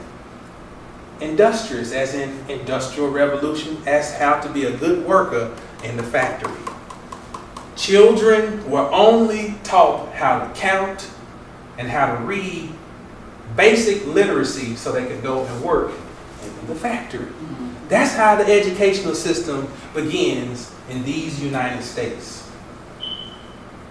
This book is a series of little children's stories about a cat named Rollo that's made to program young minds. I'm not going to read one of these whole stories, but if you want to just go and have some fun, go and get this book. It's probably not even $20 on Amazon. Get this book. Disney, right? How they use Rollo the cat, so Disney used a lot of animal characters to start kids off with mind control. You own something there. Yeah. Because they're tapping into that same science comes out of Kemet, where they use the animal deities, because you're able to align or attach with this certain aspect of this animal to bring out something in you. So Disney, you just not cracked something there, brother. That's a good one. Very good point. Another book is The Protestant Ethic and the Spirit of Capitalism. This is by a German sociologist named Max Weber. Spell Weber is pronounced Weber. Now, this is going to give you another aspect of how the religion ties in to upholding this, which this is nothing but an offshoot of capitalism. So let me explain. Capitalism comes out of 13th century, 12th and 13th century Europe, pre-Renaissance. Okay? What happened in Europe? Europe was mainly aristocracy, right? You had your Plantagenets, you had your House of Tudor, you had your Stuart dynasty, and so forth. All right? Coming around the 12th, 13th century, you have a new group of people prop up called the merchant class. Now, what's different about this class, this is also called the bourgeoisie. This is where that came from.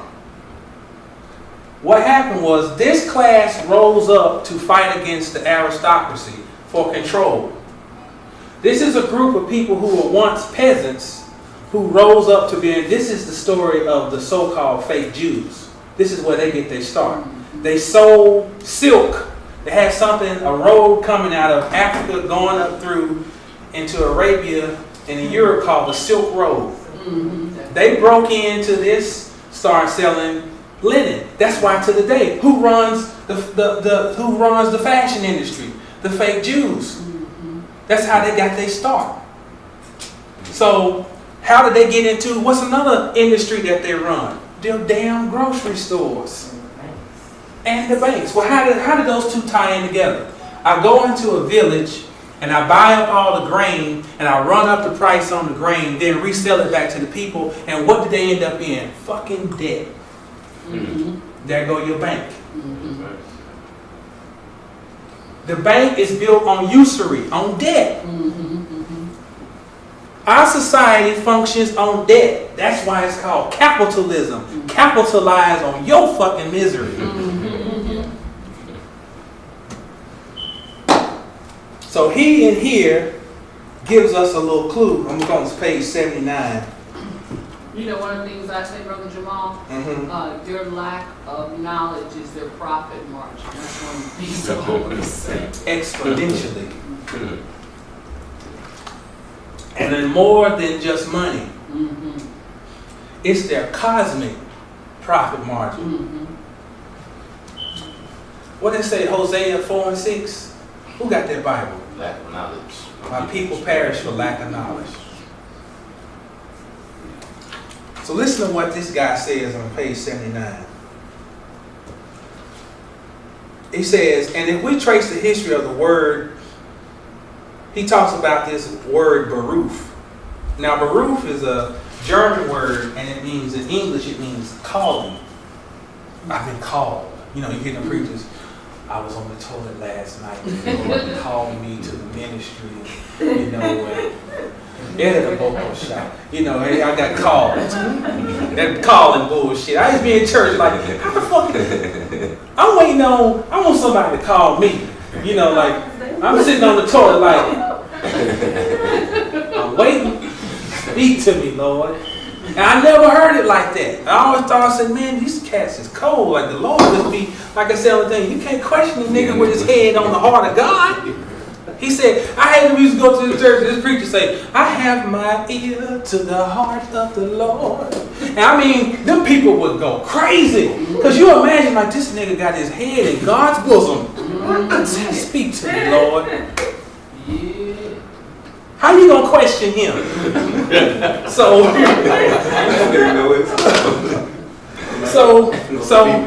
they capital. This is real game. They got a word called Baruch in German. It's talking about the calling. So this is the game they ran on the people. They said a religious conception that of a task set by God is at least suggested. And if we trace the history of the word through the civilized languages, it appears that neither the predominantly Catholic peoples nor those of classical antiquity have possessed any expression of similar connotation for what we know as a calling, in the sense of a life task, a definite field in which to work, while one has existed for all predominantly Protestant peoples. So what we see with the Protestant movement, where this maniac named Luther, Martin Luther was a maniac. He would throw shit and excrement on the wall. He would have problems with women. You know, he was a repressed homosexual. Okay? This is the father of the Protestant movement. Baptist, Methodist, Pentecost, anything that's not Catholic, it all starts with Martin Luther and a king named King Henry VIII. King Henry VIII got mad because he wanted to divorce his woman. And the Pope was like, no. He's like, well, fuck it. I'll start my own church. That goes your Anglican Church of England. That's how it begins. Ain't nothing holy about it. Another homosexual. All of them. And pedophiles. That's the whole idea of the skinny woman, because I want you to look like a kid. Okay. So the Protestant movement was introduced the idea of the calling. How does that tie into this? Because if you are stuck on your job doing menial labor for whatever little crumbs they give you, you're not supposed to question nothing or have no thoughts of anything that goes antagonistic to that paradigm, because it's my calling. That's what I'm trying to say. That's what he's laying out in this book. So all these things tie back to Noah Webster too, because all of them were needed to create a certain mindset to where you don't question nothing. Go ahead, bro. I got a question. You just talk about Noah Webster and learning and stuff like that. If you look at the way stuff is made today, let's take a car. If you look at the Model T, it wasn't made the same 50 years ago. But if you look at the educational system, it's the same thing since the beginning of the educational system. Right. Everybody's sitting up in line, everybody, you know, this is the way it happened. Nothing's changed. Yeah, right. And no, it has changed. It's gotten worse. It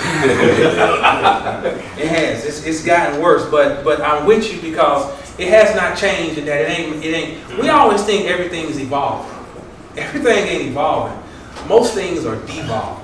Life itself is an expression of devolution. We are living in decay.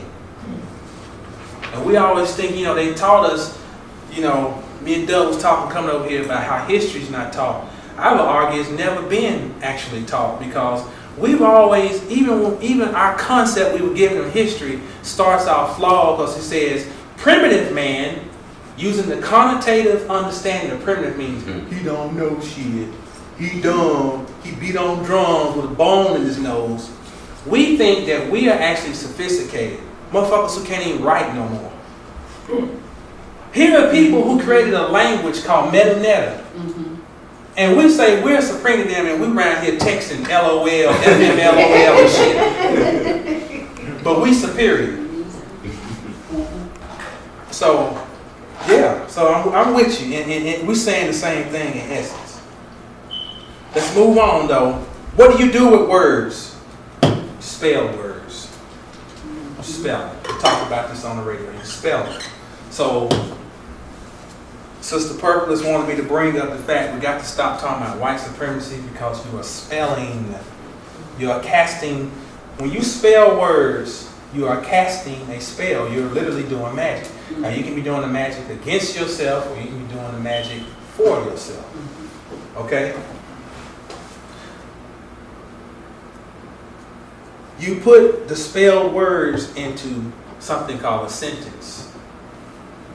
A sentence comes from the root sent, and it means notice or to take direction. So just think about all of this. You take a word. A word is what we figured out is basically water, right? You take water and you perform an incantation over it, which is spelling. Okay? And then you put it in a sentence. That means you direct it. My brother here understands waves and how energy moves. So we're creating a wave pattern, correct? You direct it, okay? Then we put it in something called paragraphs.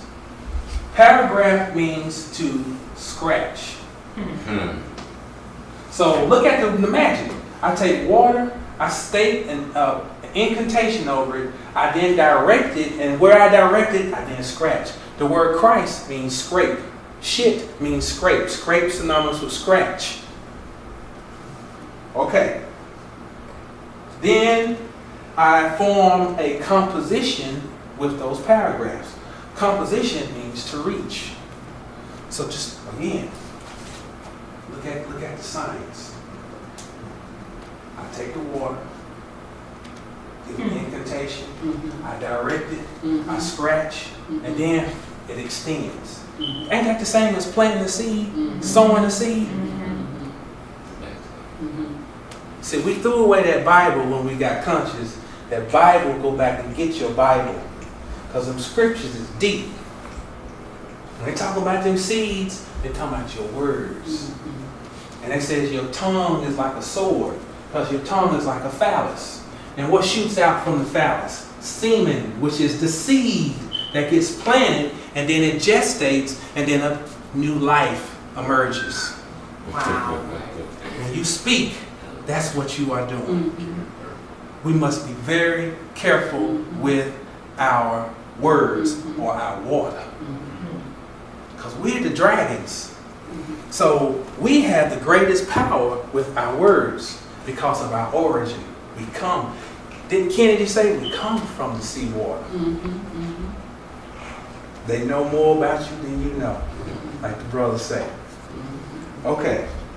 When you put all this stuff together, it all breaks down to information. The word information comes from the root merb. M-E-R-B-H. Merb. Merb means to shine, appeal, take shape. So what did Beyonce do her thing on one of the Super Bowls? She put them in what? In formation. That's why they had to come back with that little goat looking, what that girl's name? Look like a goat, like a Billy Goat. Lady Gaga. Lady Goddamn, that's what she looked like. They had to bring her back to offset Beyonce. Because Beyonce came out and put them in formation. She was speaking to our subconscious mind, so they had to come back and put Gaga, baby talk. Okay? So the reason we are here is because y'all have a light. So therefore you are attracted to light. Information. There's a reason. All right. Now let's get down to some serious shit that's going on. Some real serious means womb. Now this way I want you to do. We're gonna bake your noodle now. Matrix means womb. Now, I want you to understand something. For those who might see this tape, whoever might get their hands on it. By the way, a little brief commercial. This tape will be available very soon for your purchase. Thank you for shopping at Esoteric Minds. Okay.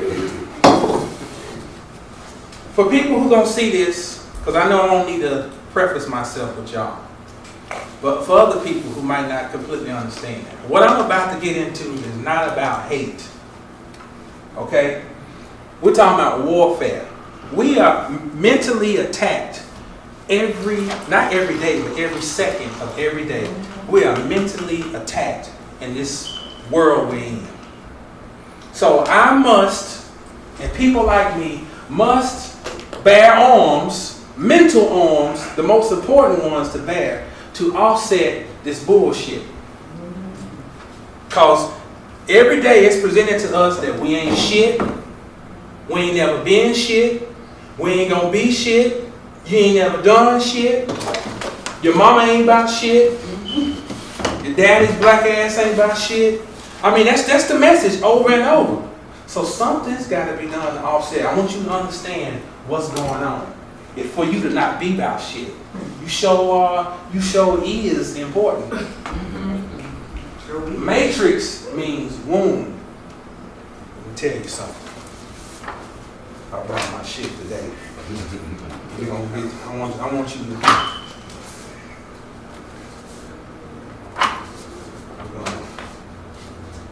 we got all types of evidence of fuckery that's going around.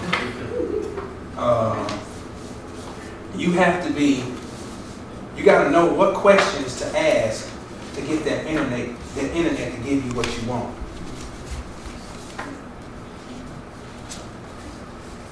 Wombs are being snatched through hysterectomies. Especially black women's wombs. Why? Because, again, you are the dragon. And those qualities of that dragon still exist in you. And they are called stem cells. Now I'm going to tell you how this thing works. Michael J. Fox, Parkinson's disease. When Bush, the son, was in office, they had this. That's why you can't get caught up in this Trump shit. Because I'm going to tell you, they play the Hegelian dialectic. They always swinging some game to get you.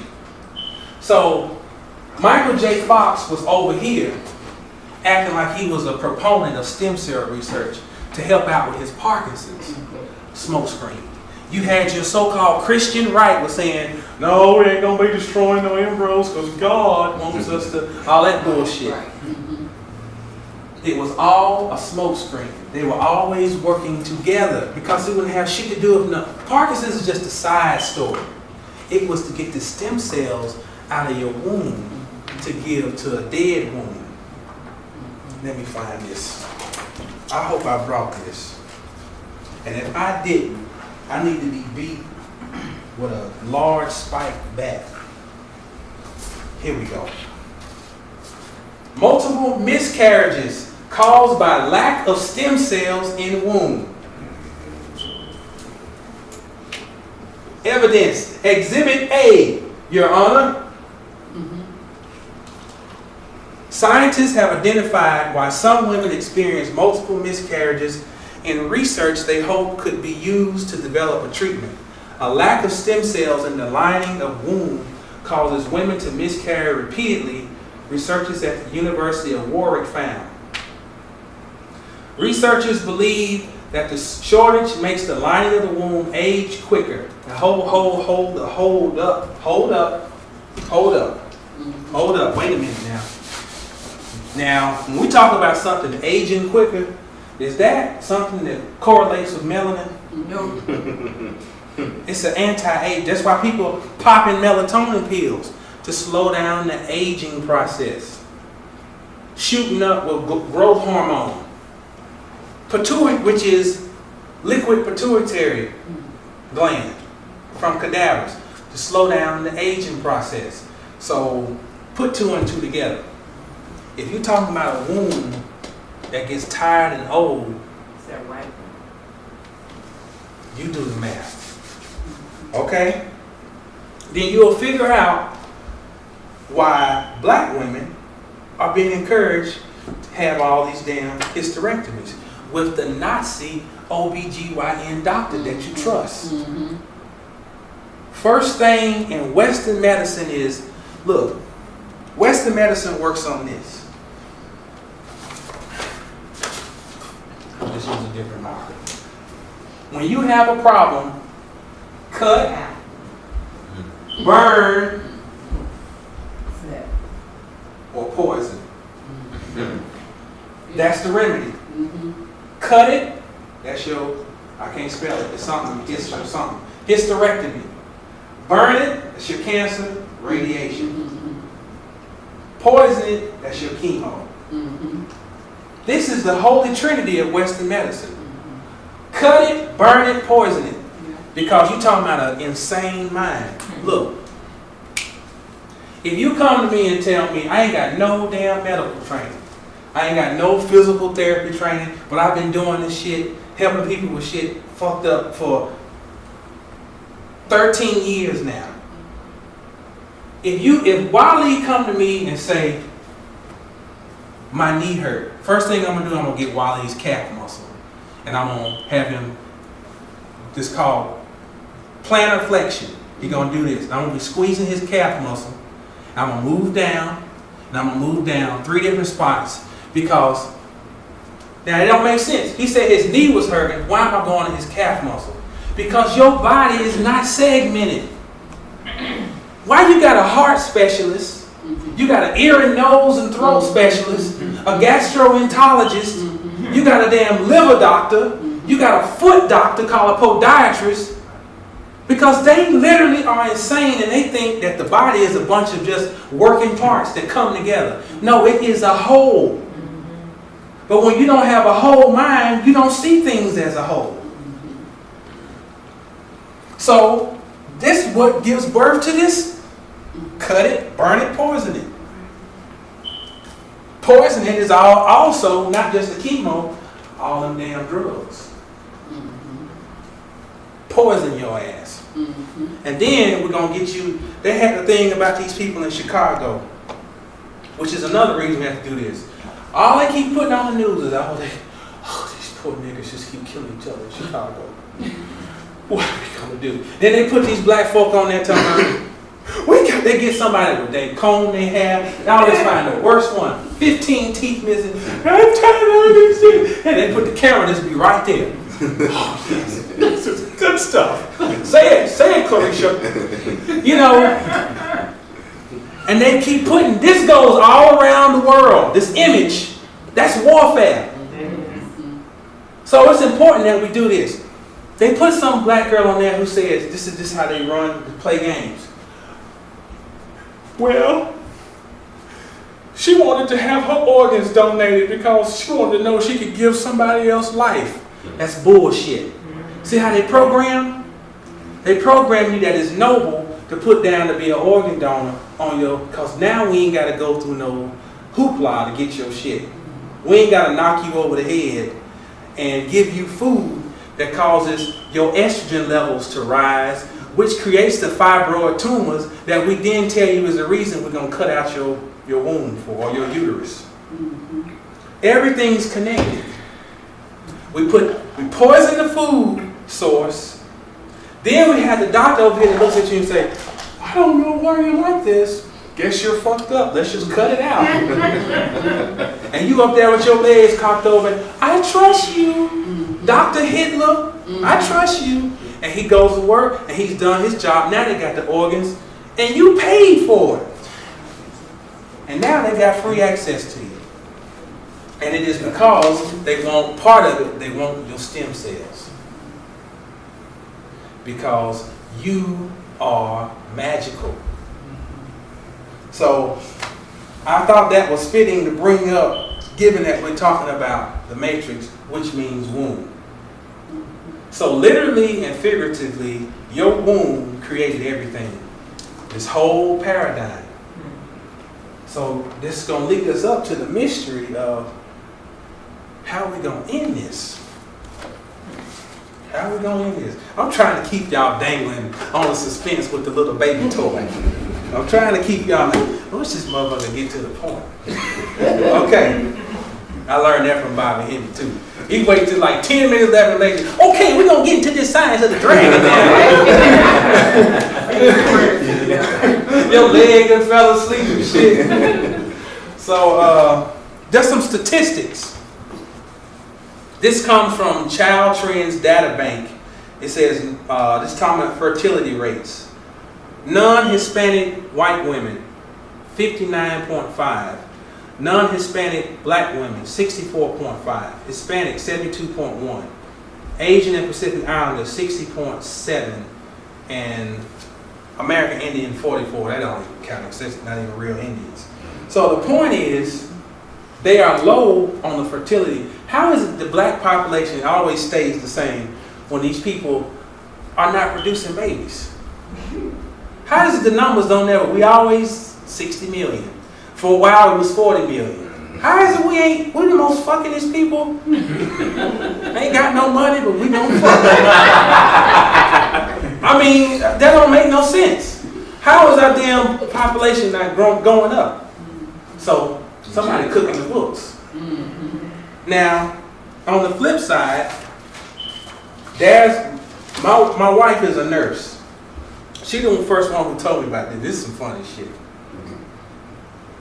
I had to take a sip before we go with this. I thought she was lying when she told me about this. For the camera, let me just say this. It's not funny. It's a sad reality. It's funny.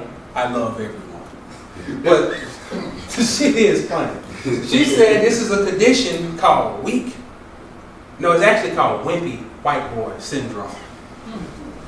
This is a real medical, you can look it up. I thought she was being funny. She said, oh no, she said this is a real phenomenon. So they try to be politically correct here, called weak white males and the difference race makes them preemies. So I'm going to give you the Reader's Digest version. For premature births, the child with the lowest survival rate is the white male baby. The child with the highest survival rate is the black female. Amazing.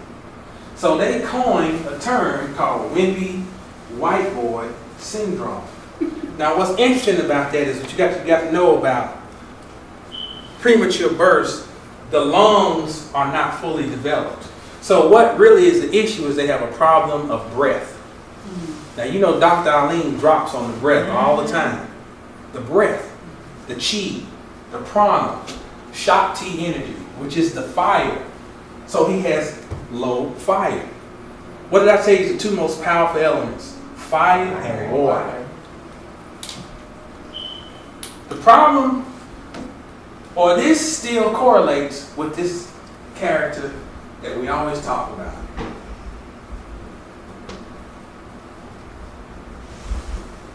Aldabaoth, the demiurge. He, if you look into the mythology, he comes from a premature birth. he was not fully developed because his mother conceived him in a state of being incomplete. He represents the ego. He represents ultra masculinity.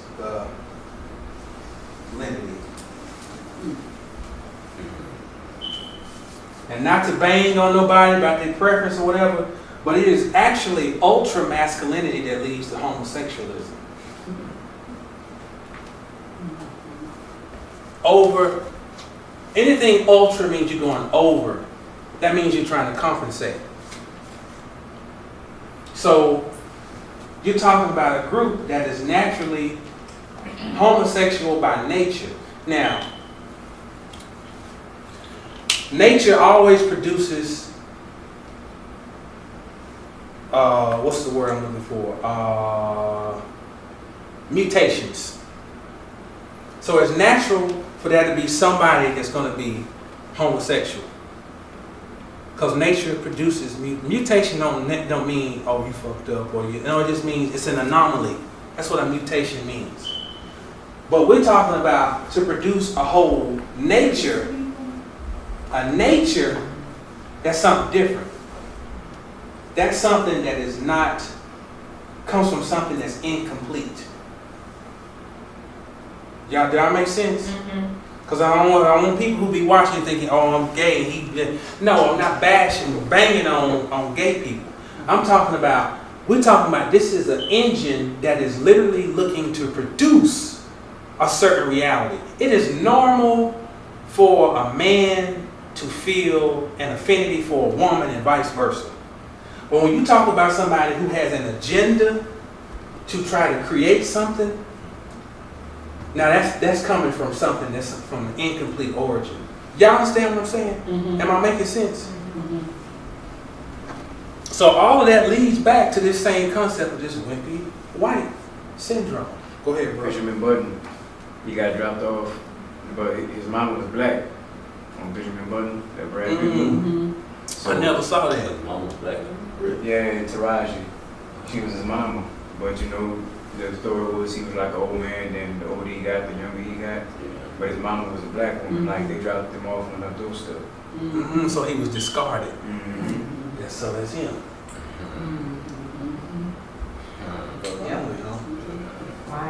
Why don't you gotta watch out? Assassin over there. That's gonna be his brother's name, the assassin. Assassin.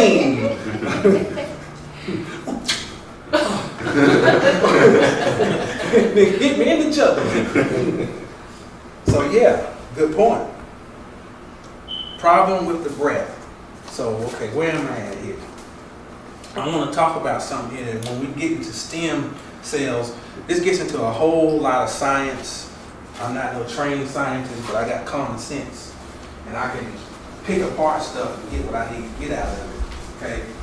So when we talk about stem cell, you got to understand what's really going on with it.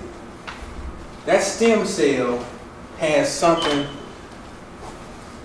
in its development, and you're doing the gestation. This is what I'm going to show you why the stem cell is so important. Because you have a concept called pluripotency. Now I want you to understand, always look at words and see what they, when you see potency, that means this, Lord. That's why in masonry, high potentate, Lord. Lord means potential. So, pluri means more than one, multiple potential. Okay? You also have something called totipotency.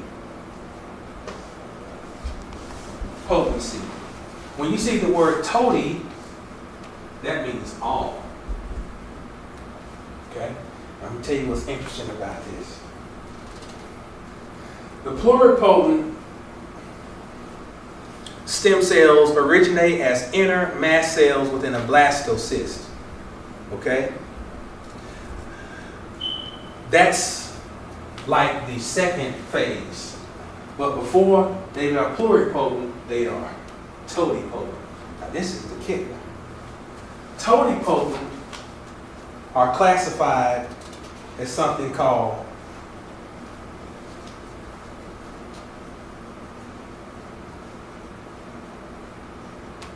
Yeah, I bet. what y'all see? The more supposedly this is named after some South African soccer player or something, but this means also mulberry. What are we actually talking about? What gives this stem cell its totipotency? This morula is a black dot.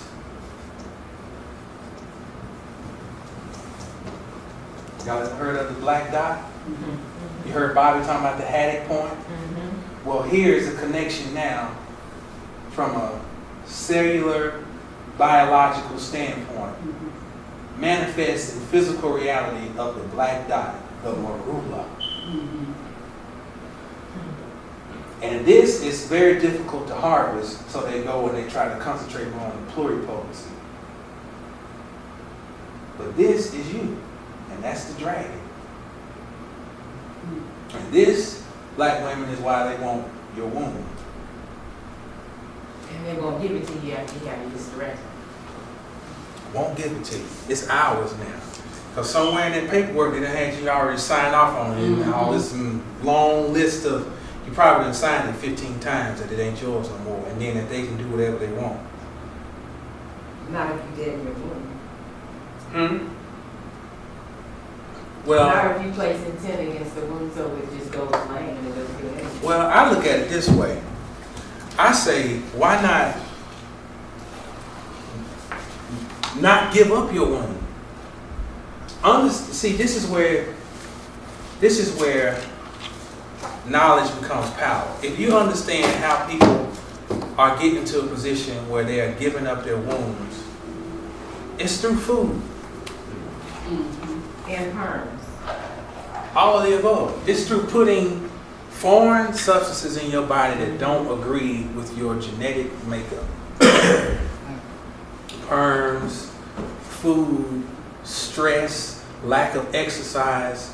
I mean, all these things, just to give y'all this is something completely off. No sex. That too. No. You are jumping too far ahead in the talk. Can you hold your little horny horses? Oh God. What did you say on the best? Sex. I just said you were blowing your water. Oh. We done went all the way to the end of. I'm trying to keep the look. I'm trying to. We giving away my stuff. But you're right. You're right. Because it's my story. Look, the Catholic Church created a word. We're just going to go off the grid for a minute. Everybody else got this? Morula? The Catholic Church created a word. M-O-R-U-L-A. The Catholic Church launched a war on the womb by creating, they even created the word propaganda. They created that word with the express purpose of convincing people that something is bad to stay away from it. The origin of the devil is the woman. Eve is presented as the fool who influenced Pope. First of all, the whole concept that a woman comes out of a man. I mean, it's preposterous. You look at the bee kingdom, and the queen bee is considered to be parthogenic. That means she's self-created. Okay? Meaning all things come out of water. Water in the beginning was water, and the water was with God. They created something called propaganda with the express purpose to demonize the womb and anything feminine associated with femininity, to demonize it. So sex becomes evil. Menstrual cycle becomes evil. Pleasure associated with sex becomes evil. That's why I'm going to tell you, this is a whole nother lecture. You need to study the book of Genesis slowly and carefully. You will see that it says at one point, and Adam knew Eve. That means they had sex. But then it says, after they eat from the apple, it says, they will know by eating from the tree of knowledge, they will know what we know as gods. But it just said you told them that they knew each other. So they're giving you a secret there.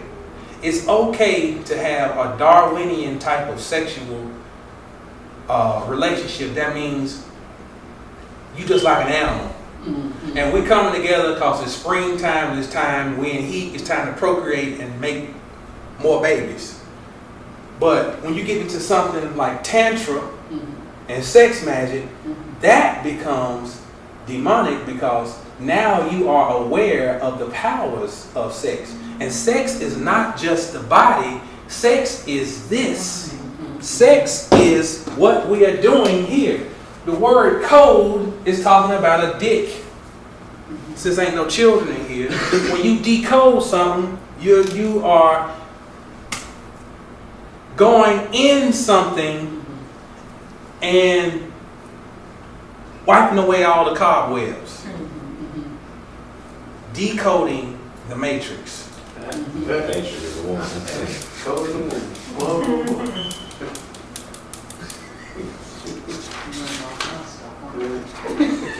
So we done talked about that garden story, and we're gonna skip Tower of Babel. I want to look at somebody want to read. Somebody want to participate? Okay. This is what we're gonna do. Wally, I need you to go to Genesis 11, 1 through 9.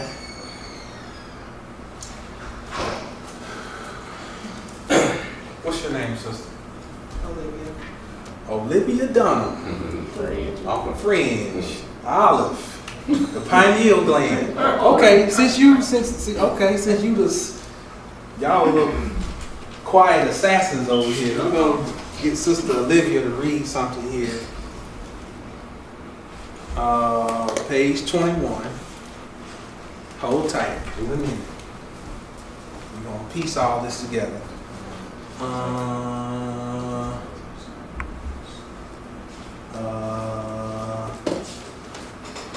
First Kings.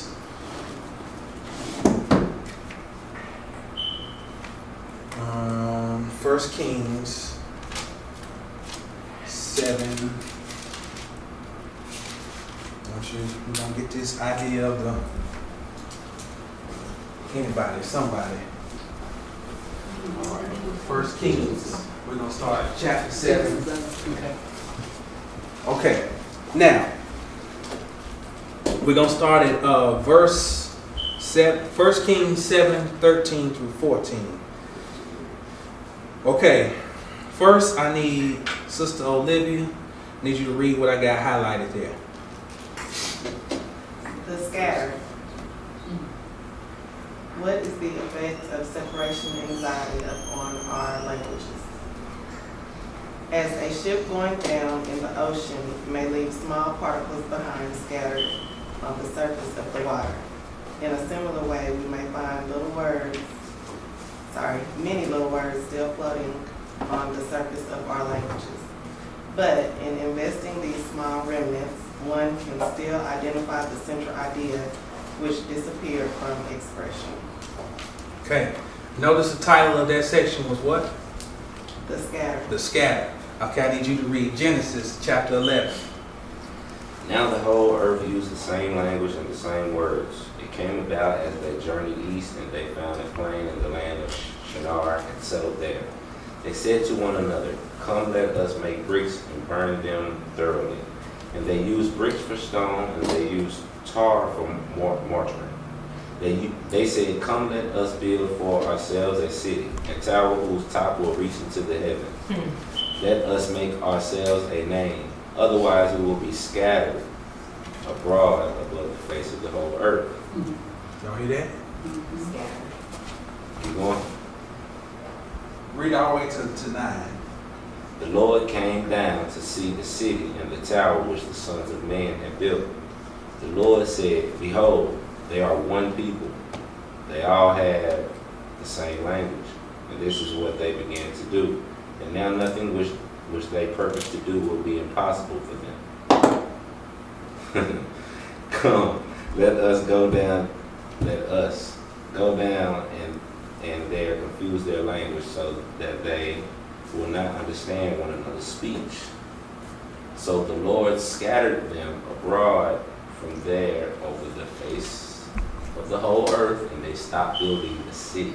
All right. Do y'all see why language is so important? When I say we have rebuilding the Tower of Babel, that scripture, along with that, shows you why we got to do it. Because to understand language, you got to go back and rebuild the tower. Because that was the game to separate and dumb down the collective humanity as a whole. Not just talking about black people, we're talking about dumbass white people too. Dumbass everybody. We are ruled by not just ignorance, because ignorance means ignore, but I'm talking about flat out stupidity. Okay? Now, but on the flip side, we got to understand who is really behind all of it. Brother Marcus. Wally, I need you to go to Proverbs 9:1. Brother Marcus. He's reading 1 Kings 7:13-14. All right. And King Solomon sent and fetched Hiram out to Tyre. He was a widow's son in the tribe of Naphtali, and his father was the man of Tyre, and worked in brass. And he was filled with wisdom and understanding and cunning to work in all brass. And he came to King Solomon with wrought all his work. Who was Hiram mother was what? Or what was she? He was a whose son? Moabite. A widow. Widow's son. Yeah. What did Lady Gaga come into the stadium at NRG? Noon Resh Gimel. A spider. She was mimicking you. The widow. The widow, Spider-Man, Spider-Man, weaves the web. No, web. I'm talking about your name, the web. Your function. And the purpose was in that first scripture reference too. Exactly. Now somebody go to Proverbs 9. You got it, Wally? Wisdom has built her house. She has honed out her 7 pillars. Keep going. She has prepared her food. She has mixed her wine. She also has set her table. She has set out her maidens. She calls from the tops of the heights of the city. Whoever is naive, let him turn and hear.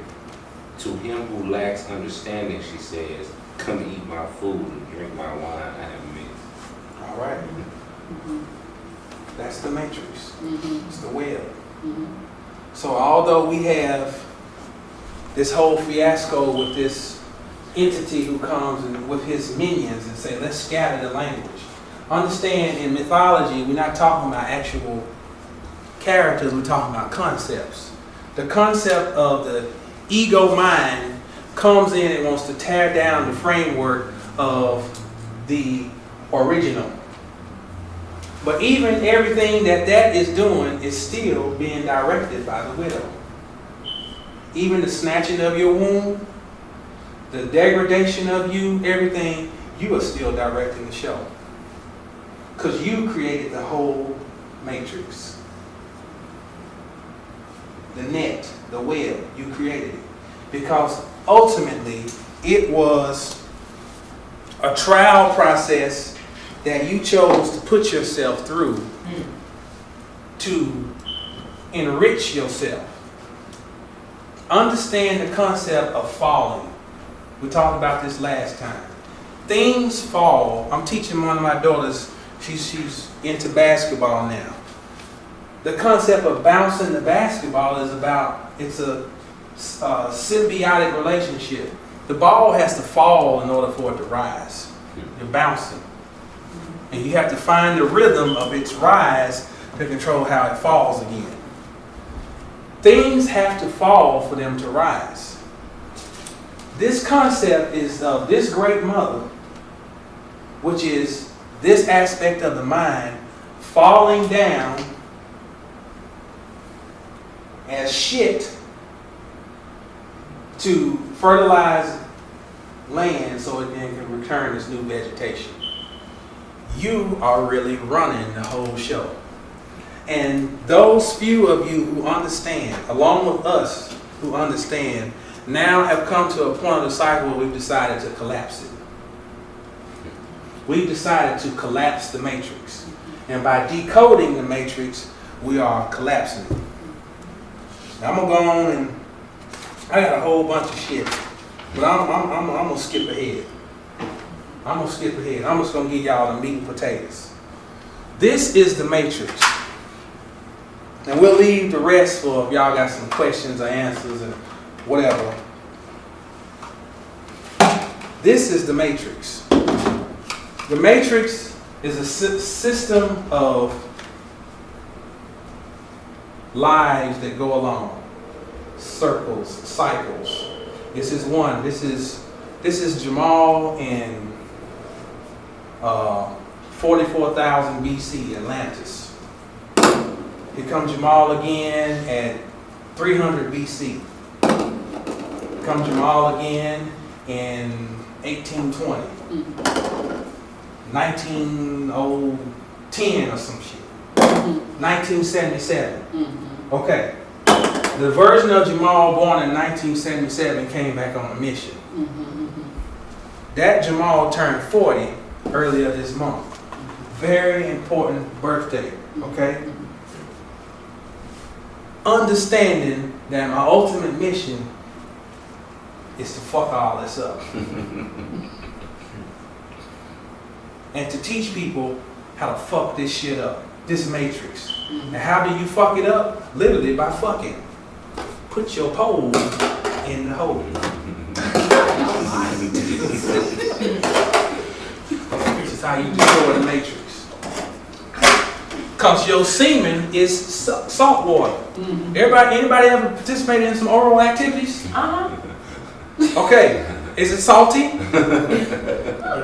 The woman's, for you men, you ever had a woman's ejaculate on your tongue? It's salty. It's salty. It's salt water. You got to go back to the salt water where you came from. What did John F. K. say? We come from the salt water and we will return. You must become the fucking dragon.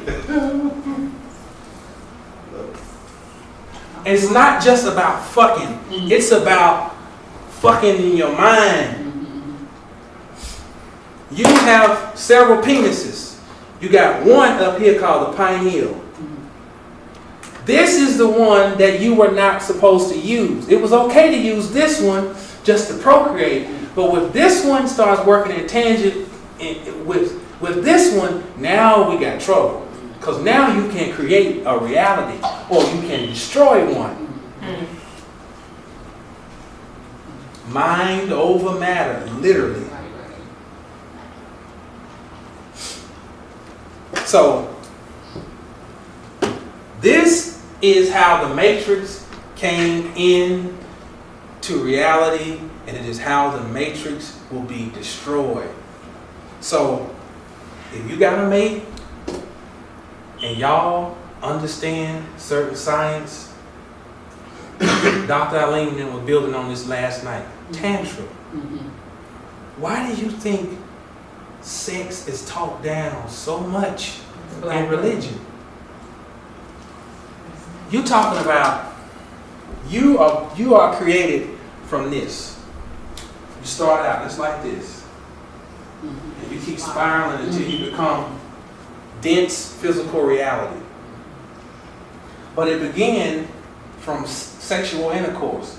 He separated the upper firmaments from the lower firmaments. So the same way you came in, the same door you walked in, is the same door you're going to walk up out of. But now, you have eaten from the tree of knowledge, and now you're in control of shit. Now I'm going to pull down stuff into reality. So while I'm here still in this matrix, now I'm going to be a master. I'm going to control and pull down what I want into this reality.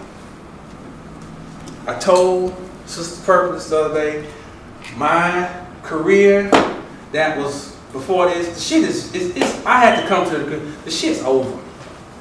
My training career is fucking, cause you know why? I hate people now. I woke up one day and I realized I fucking hate people. And let me tell you, I'm not afraid to share this. I used to make a lot of fucking money. Doug knew me when I was making money. I was rolling. Doug seen it. We used to come to the studio. I had people lying. You couldn't even hardly get in the door. I had people laying on the floor doing exercise and shit. You got to come in and step over. I was rolling, baby. And then some shit just started happening. I woke up one day and I realized I fucking hate all you motherfuckers. I started cussing people out. You know, motherfuckers come up and want to pay me whatever they want to pay me. I started going off. And I'm telling you, my mama told me, she said, let me tell you something. You might be the greatest fucking trainer in the world, but all that crazy shit, you're going to run off all your fucking clients. Now, you goddamn, but she wasn't right. I ran them off, and them motherfuckers ain't coming back. And you know what? I don't want them back. I used to have these clients, I used to train these old women, and they'd be on the floor stretching, and I used to have these thoughts like, I want to fucking kick them in the head. And I used to have to I told you about this, I used to have to catch myself like, it was like a demon came out. I said, I have to kick these motherfuckers in the goddamn head. And I have to come back and just, something came over me. I said, something's wrong with me. This shit ain't working for me no more.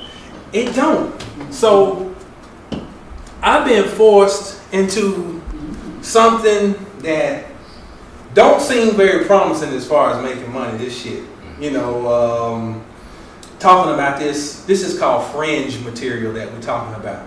This is not mainstream, this is not no Les Brown shit like, you can do it. All you gotta do is go inside yourself, and it's not very marketable. But I've been thrust on this. I've been thrust into it. I don't even fucking know. I just had to jump off the cliff. When I got into the training, I jumped off. I came down to Texas with $400, a pack of Black & Milds, and a 9mm and a fucking weed eater. That's what I came down here with, and a couple of clothes. I slept on the floor for 2 years in my brother's house, and by 2004 I had my own business. I was rolling. By 2008 I was making 6 figures.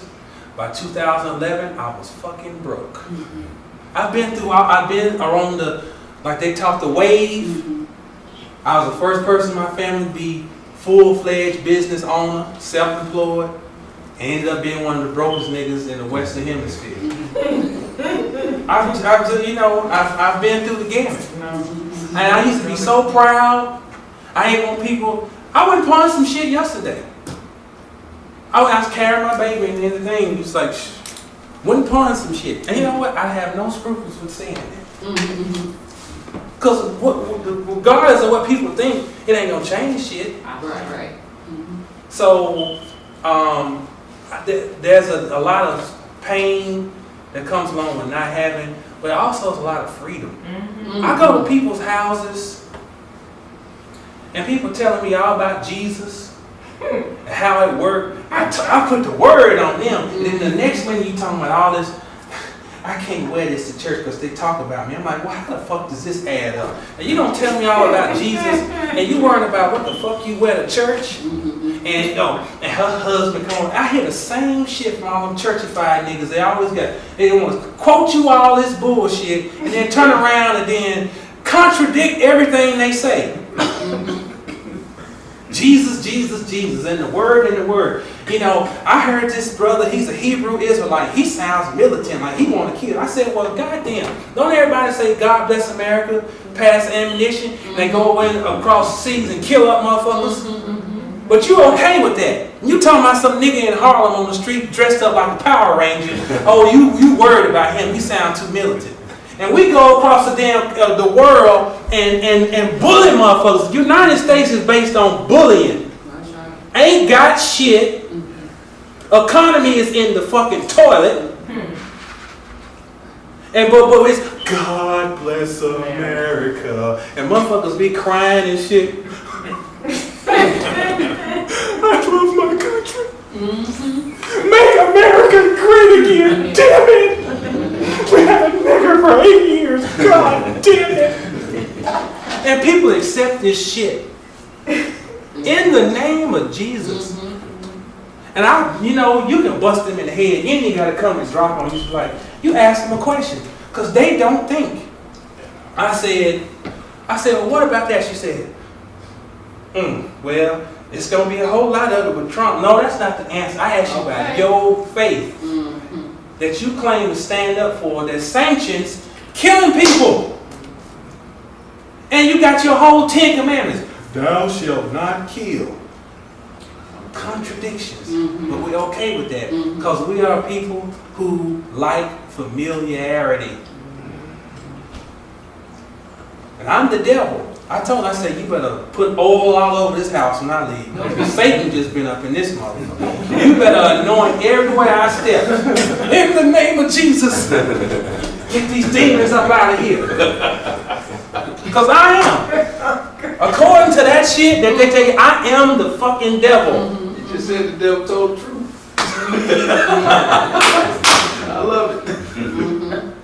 So, I skipped through about an hour because I ain't, want y'all getting damn fluid on your ankles and shit. So, if you got any questions or y'all want to got any comments, anything, this is the good part where we just back about the Great nation.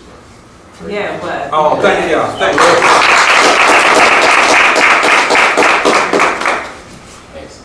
About the white boy syndrome.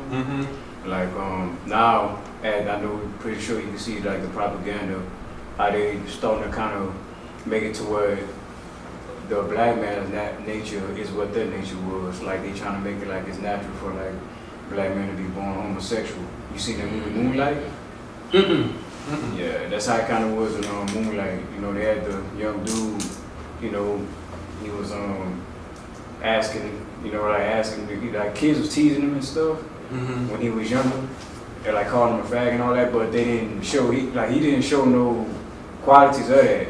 But it's like the movie, but you could tell like and just with other sources when you see on TV and commercials, it's like they promoting it like of course on top of that, the white boy the hero in every movie and everything. And so then they come out with this movie Moonlight, and this movie Moonlight was like competing with Fences and Hidden Figures for like the Oscars and all that. And Hidden Figures, that's propaganda because, AT&T paid for 500 students to go see it. They're showing it free, like in some places. And it's like, y'all don't love black women that much. You know what I'm saying? You love the message. Yeah. The subliminal message. Without seeing it, Hidden Figures is they still couldn't do it without white man's approval. In that movie. That's a smart slave movie. That's a good point because that's why I think it's futile. I'm trying to find this commercial. I want to show y'all. It's futile for us to sit around and talk about we're gonna protest the Oscars because they didn't give so and so an award or the Grammys. You gotta understand in essence what are we doing? We're saying that I'm protesting mama and daddy and throwing a fit because they didn't recognize me. They didn't give me some attention. It's just like it's a subtle thing. It's just like when some foreign leaders come together, the one who sticks his hand out and lets the other one go before him, that's a sign that he's superior. Everything is done on a subtle level. Because if I say, hey, you go ahead, that's like saying, go ahead, little boy. Yeah. And pat you on your back. That's some condescending shit. Now we think in our minds now that's being polite. But what I'm saying is, no, I'm the daddy here. I'm the head of the relationship. Go ahead. Go ahead. And y'all sitting there pat the mug on his back. So it's the same concept. We think we're being revolutionary when we talking shit. I'm tired of seeing niggas showing pictures of motherfuckers hanging too.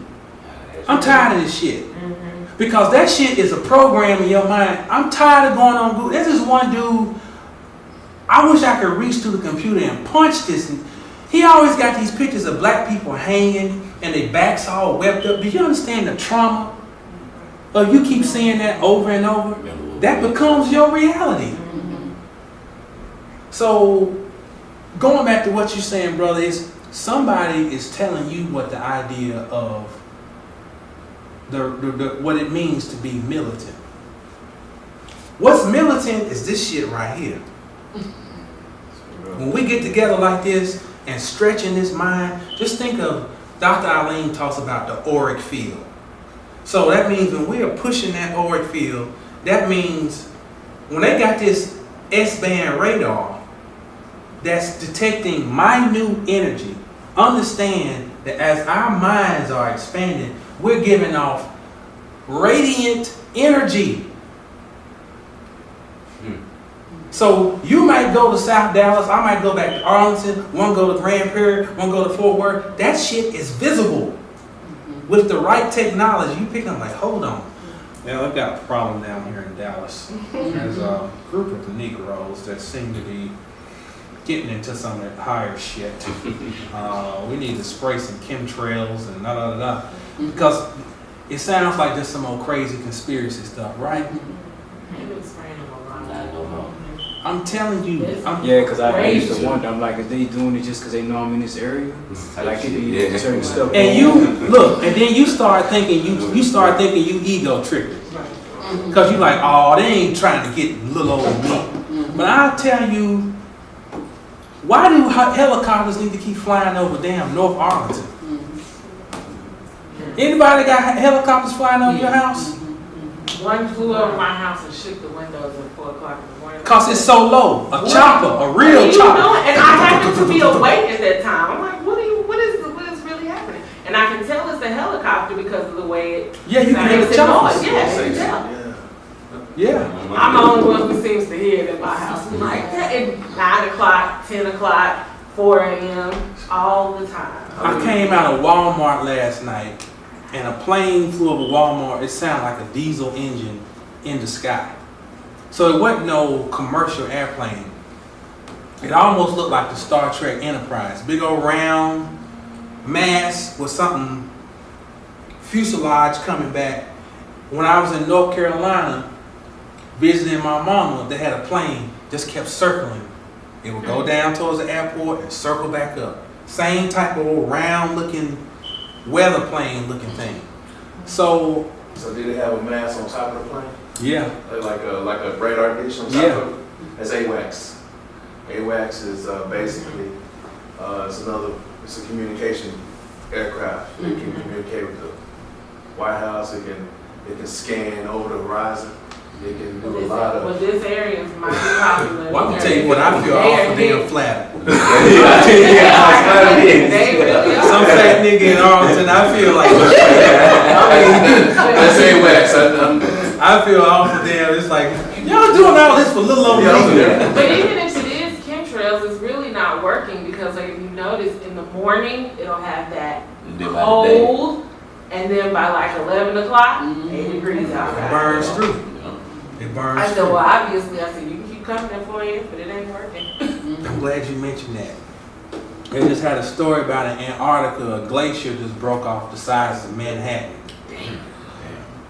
And it's been happening quite frequently, at least since 1986. In California, like we said earlier, Hurricane Lucifer.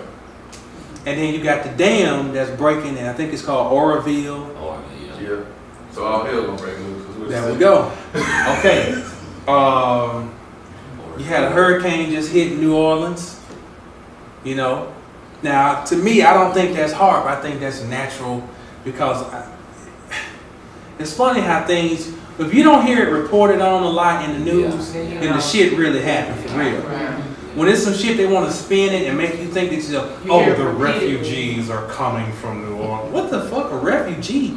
That's some shit for people out of damn Turkey or some shit. Oh, the refugees are in the Superdome. They show people laying around and people. Oh, and the smell. The smell is just. That's all programming. You know. You had something, sister? Yeah, I was just thinking when you were talking about the feminine energy and stem cell project, weren't they were also doing the genome project at the same time. Thank you very much. 1999, that was the highlight of Bill Clinton's presidency. Rapping the genome. But then it just fell off. I'm glad, because I wasn't going, that's the spirit, right? See, this book talks about it. Kevin Davies, Cracking the Genome Code. Let me tell you what's interesting about here. They found an adrenaline receptor on the heart through this human genome project. Now, what's important about that or significant?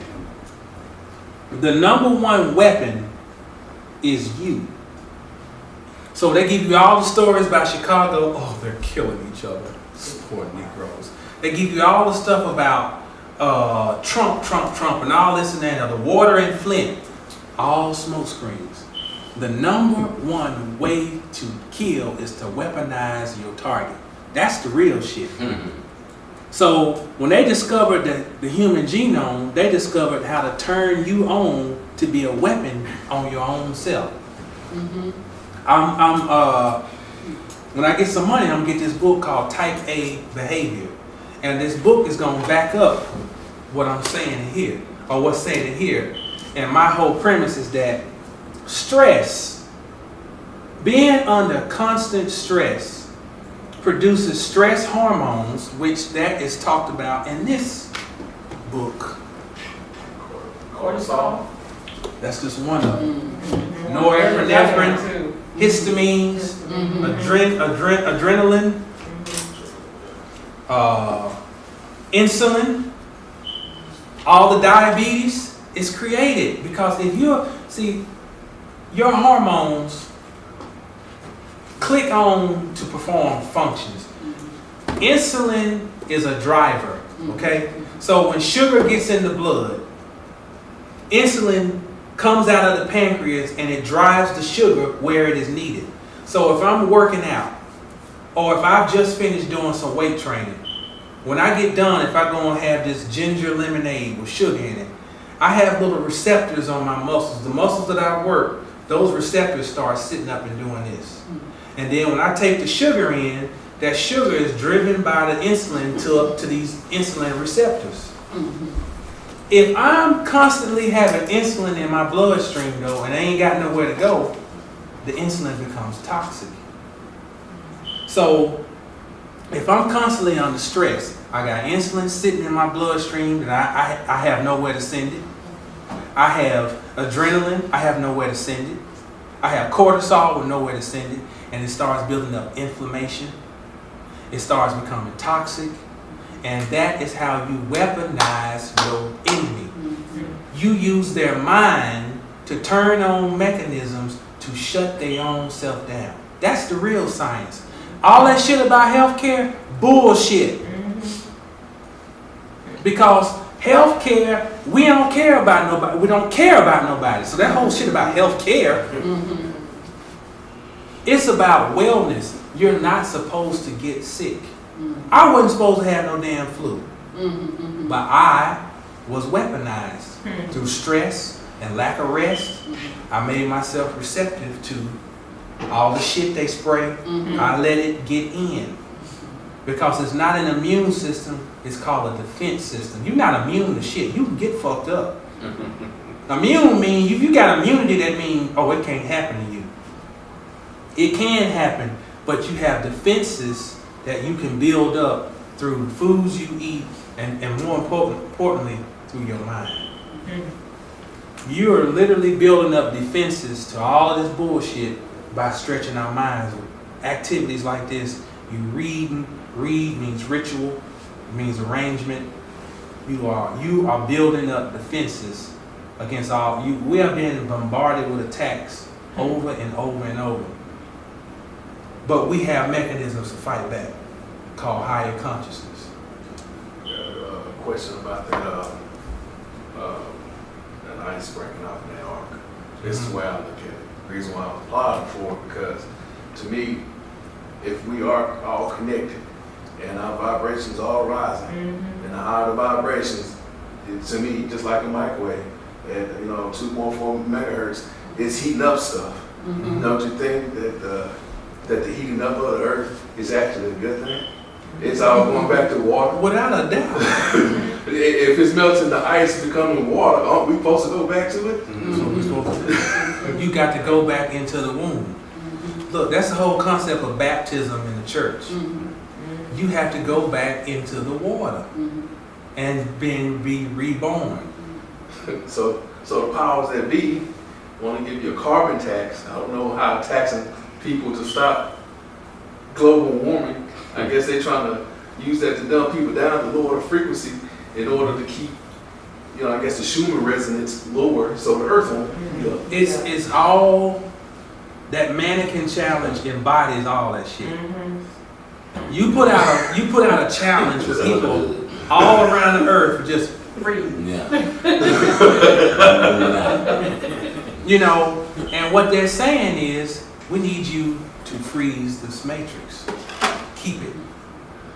So part of that too is because we don't want this earth to keep heating up.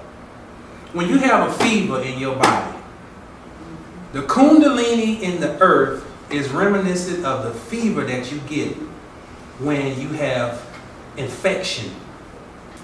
Fever is mean your body has raised its core temperature to try to burn up some shit. That movie, 10.5 Apocalypse, is about lava. Lavado. The dragon. I'm going to tell y'all about something here. Just hold on. I tried to pull that up on streaming when you mentioned it before. I wasn't able to find it on the streaming. Do you have it like in DVD or something? No, I found it on YouTube, but it's going to be under, it's going to be listed under another name. Let's look on YouTube and actually put it in 10.5 Apocalypse. Okay. You all be able to pull it up. Yeah, okay, I know. I was just trying to pull it, on that streaming box. That's something called the trigram of water. I'm going to show y'all something. And this is the this represents the dragon.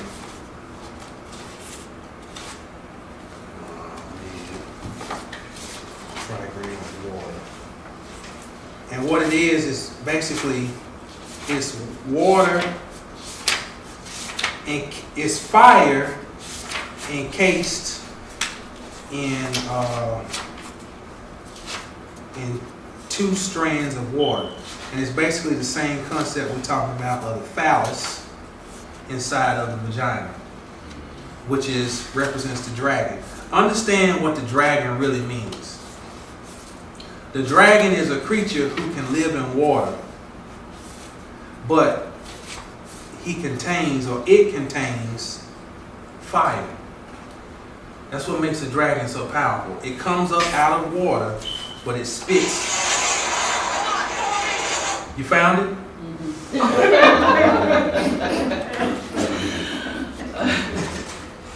Oh, here it goes.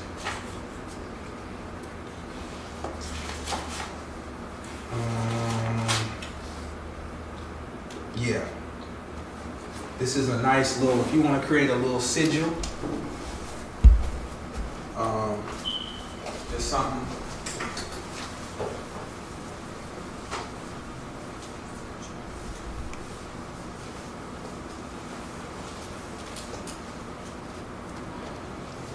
This is called trigram for water. And this is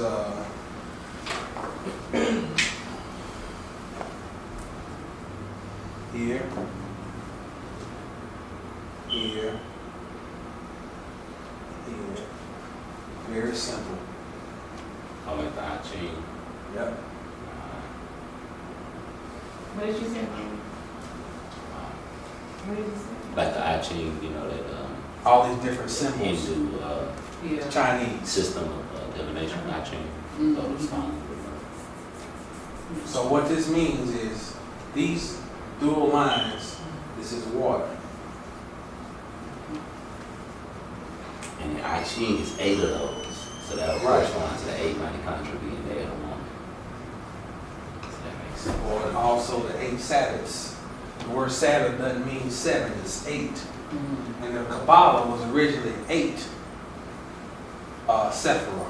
Yeah. 2 were added. You got And Sufi. There you go. There you go. This is fire. So fire encased in water. You ever seen the picture of Osiris with Nephthys on this side, Isis on the other wing? That's fire encased in water. The Ark of the Covenant, fire. You know, this is the 2 cherubim, fire encased in water. This is you find synchronicity amongst these different ancient sciences. When you talk about Osiris earlier, we had the 2 ears of corn, or the shuck that opens up, and then the corn comes out. Again, fire encased in water. Hydrogen. There you go. H2O. Anybody got any other comments? I want to again thank y'all. This one. Thank y'all. I want to give y'all. We want your feedback. So I'm trying to make this like gotta make this shit legit. You know, like when you get to the end of the course, professor give you feel like I hate you, you ain't shit. Because they tell you that it's anonymous. So I want y'all just to evaluate. Everybody got something to write with? You talked about giving out some of your books. How is that going to work? Well, this is what I wanted to do. That's okay. If anybody wanted to get a copy, what I wanted to do is I wanted to give everybody an introduction. I wrote a book. I'm glad. Thank you, Francis, for bringing that up. I wrote a book called The Lies Behind the Tithes. Okay? And the inspiration for this book was in 2015, Creflo Dollar came out in the news. He said, I want $65 million to get a jet to spread the love of Jesus. And I said, this nigga's full of shit. And I was talking to my grandmama. I went to North Carolina to visit, and we got to kind of debating about the whole concept of tithing. And I was like, Grandmama, I'm going to show you. I said, I'm going to do a little essay. And I started writing an essay, and it became a book. And in the book, what happened was, I'm proving that tithing has nothing to do with actual money. It ain't got to do with no brain, nothing. Tithing is a mental component. So in doing that, I also had to go and break down, well, where did we get all these ideas from? I utilized this in the book. I utilized the book Dirt. Because you need to understand the origin of the people who gave you this doctrine that you have. You need to understand how they lived, how they thought. You need to understand how does economics and education tie into this whole matrix that's been created. You need to know and it gives you a historical perspective. It's a scholarly book. It's a book for a person who wants to know. It's not just me giving out a bunch of my opinions. So I give you a full 3-page bibliography, so you can see where I'm getting my information from. And this is it's a weapon. This book is a weapon. I'm doing a prepaid on my book. Okay. See, like I say, I'm very transparent. I need money to produce the book. Mm-hmm. I need $2,000 as the budget I've set. Mm-hmm. And I need to, that is to print 100 copies, to get it typeset and all the stuff, to pay for the color copy, or the color cover with the The dust cover of the book? whatever they call it, the laminate. Oh, the laminate. And to get a little website. And what I'm going to use, I'm going to go through my people. Some of these people on YouTube who have good, nice size platforms like Dr. Eileen, Right. Black Magic 363, some other people. I'm going to advertise through them. Mm-hmm. So that gives me a couple of dollars to spend with them. And that's how I want to produce the book. So that means, you got steps. First step, I want to have a tangible, because I can't read electronic copy. Oh, it's hard. I like the smell and the feel of a book. I like to dog in my pages and mess them up. It's mine. I like to mark my pages. So I want to give the same experience. So this is an introduction. I couldn't, because I was going to run out of ink, but this just gives a basic overview of how I write.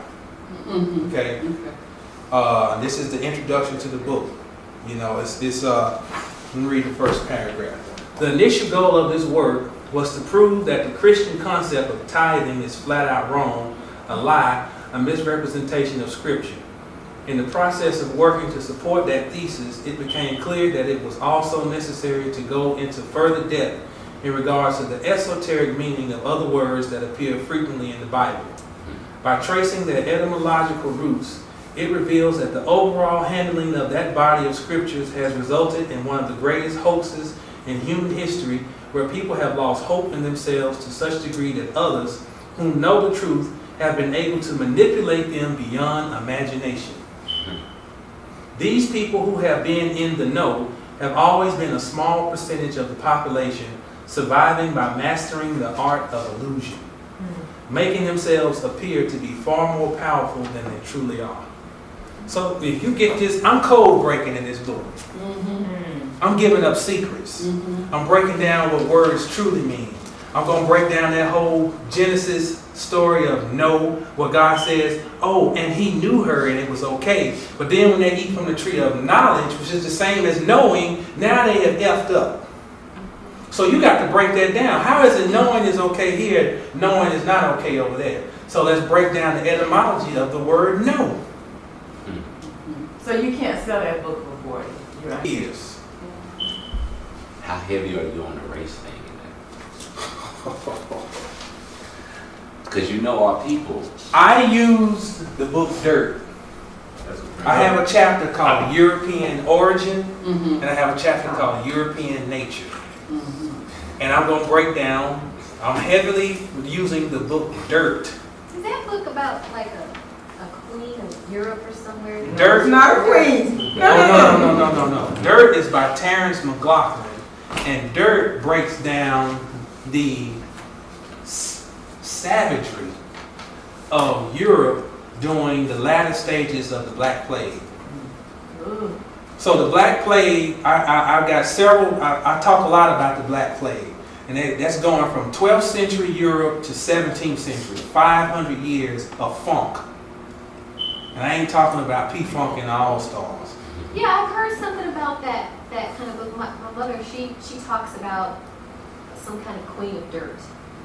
And it was a book, and it was written about how just germy their society was and how unclean. Well, they might have been talking about, that's probably in there talking about Elizabeth, Queen Elizabeth. That one that never took a bath? Yeah, she never took a bath. And there's one who took one bath, and they say she was so clean.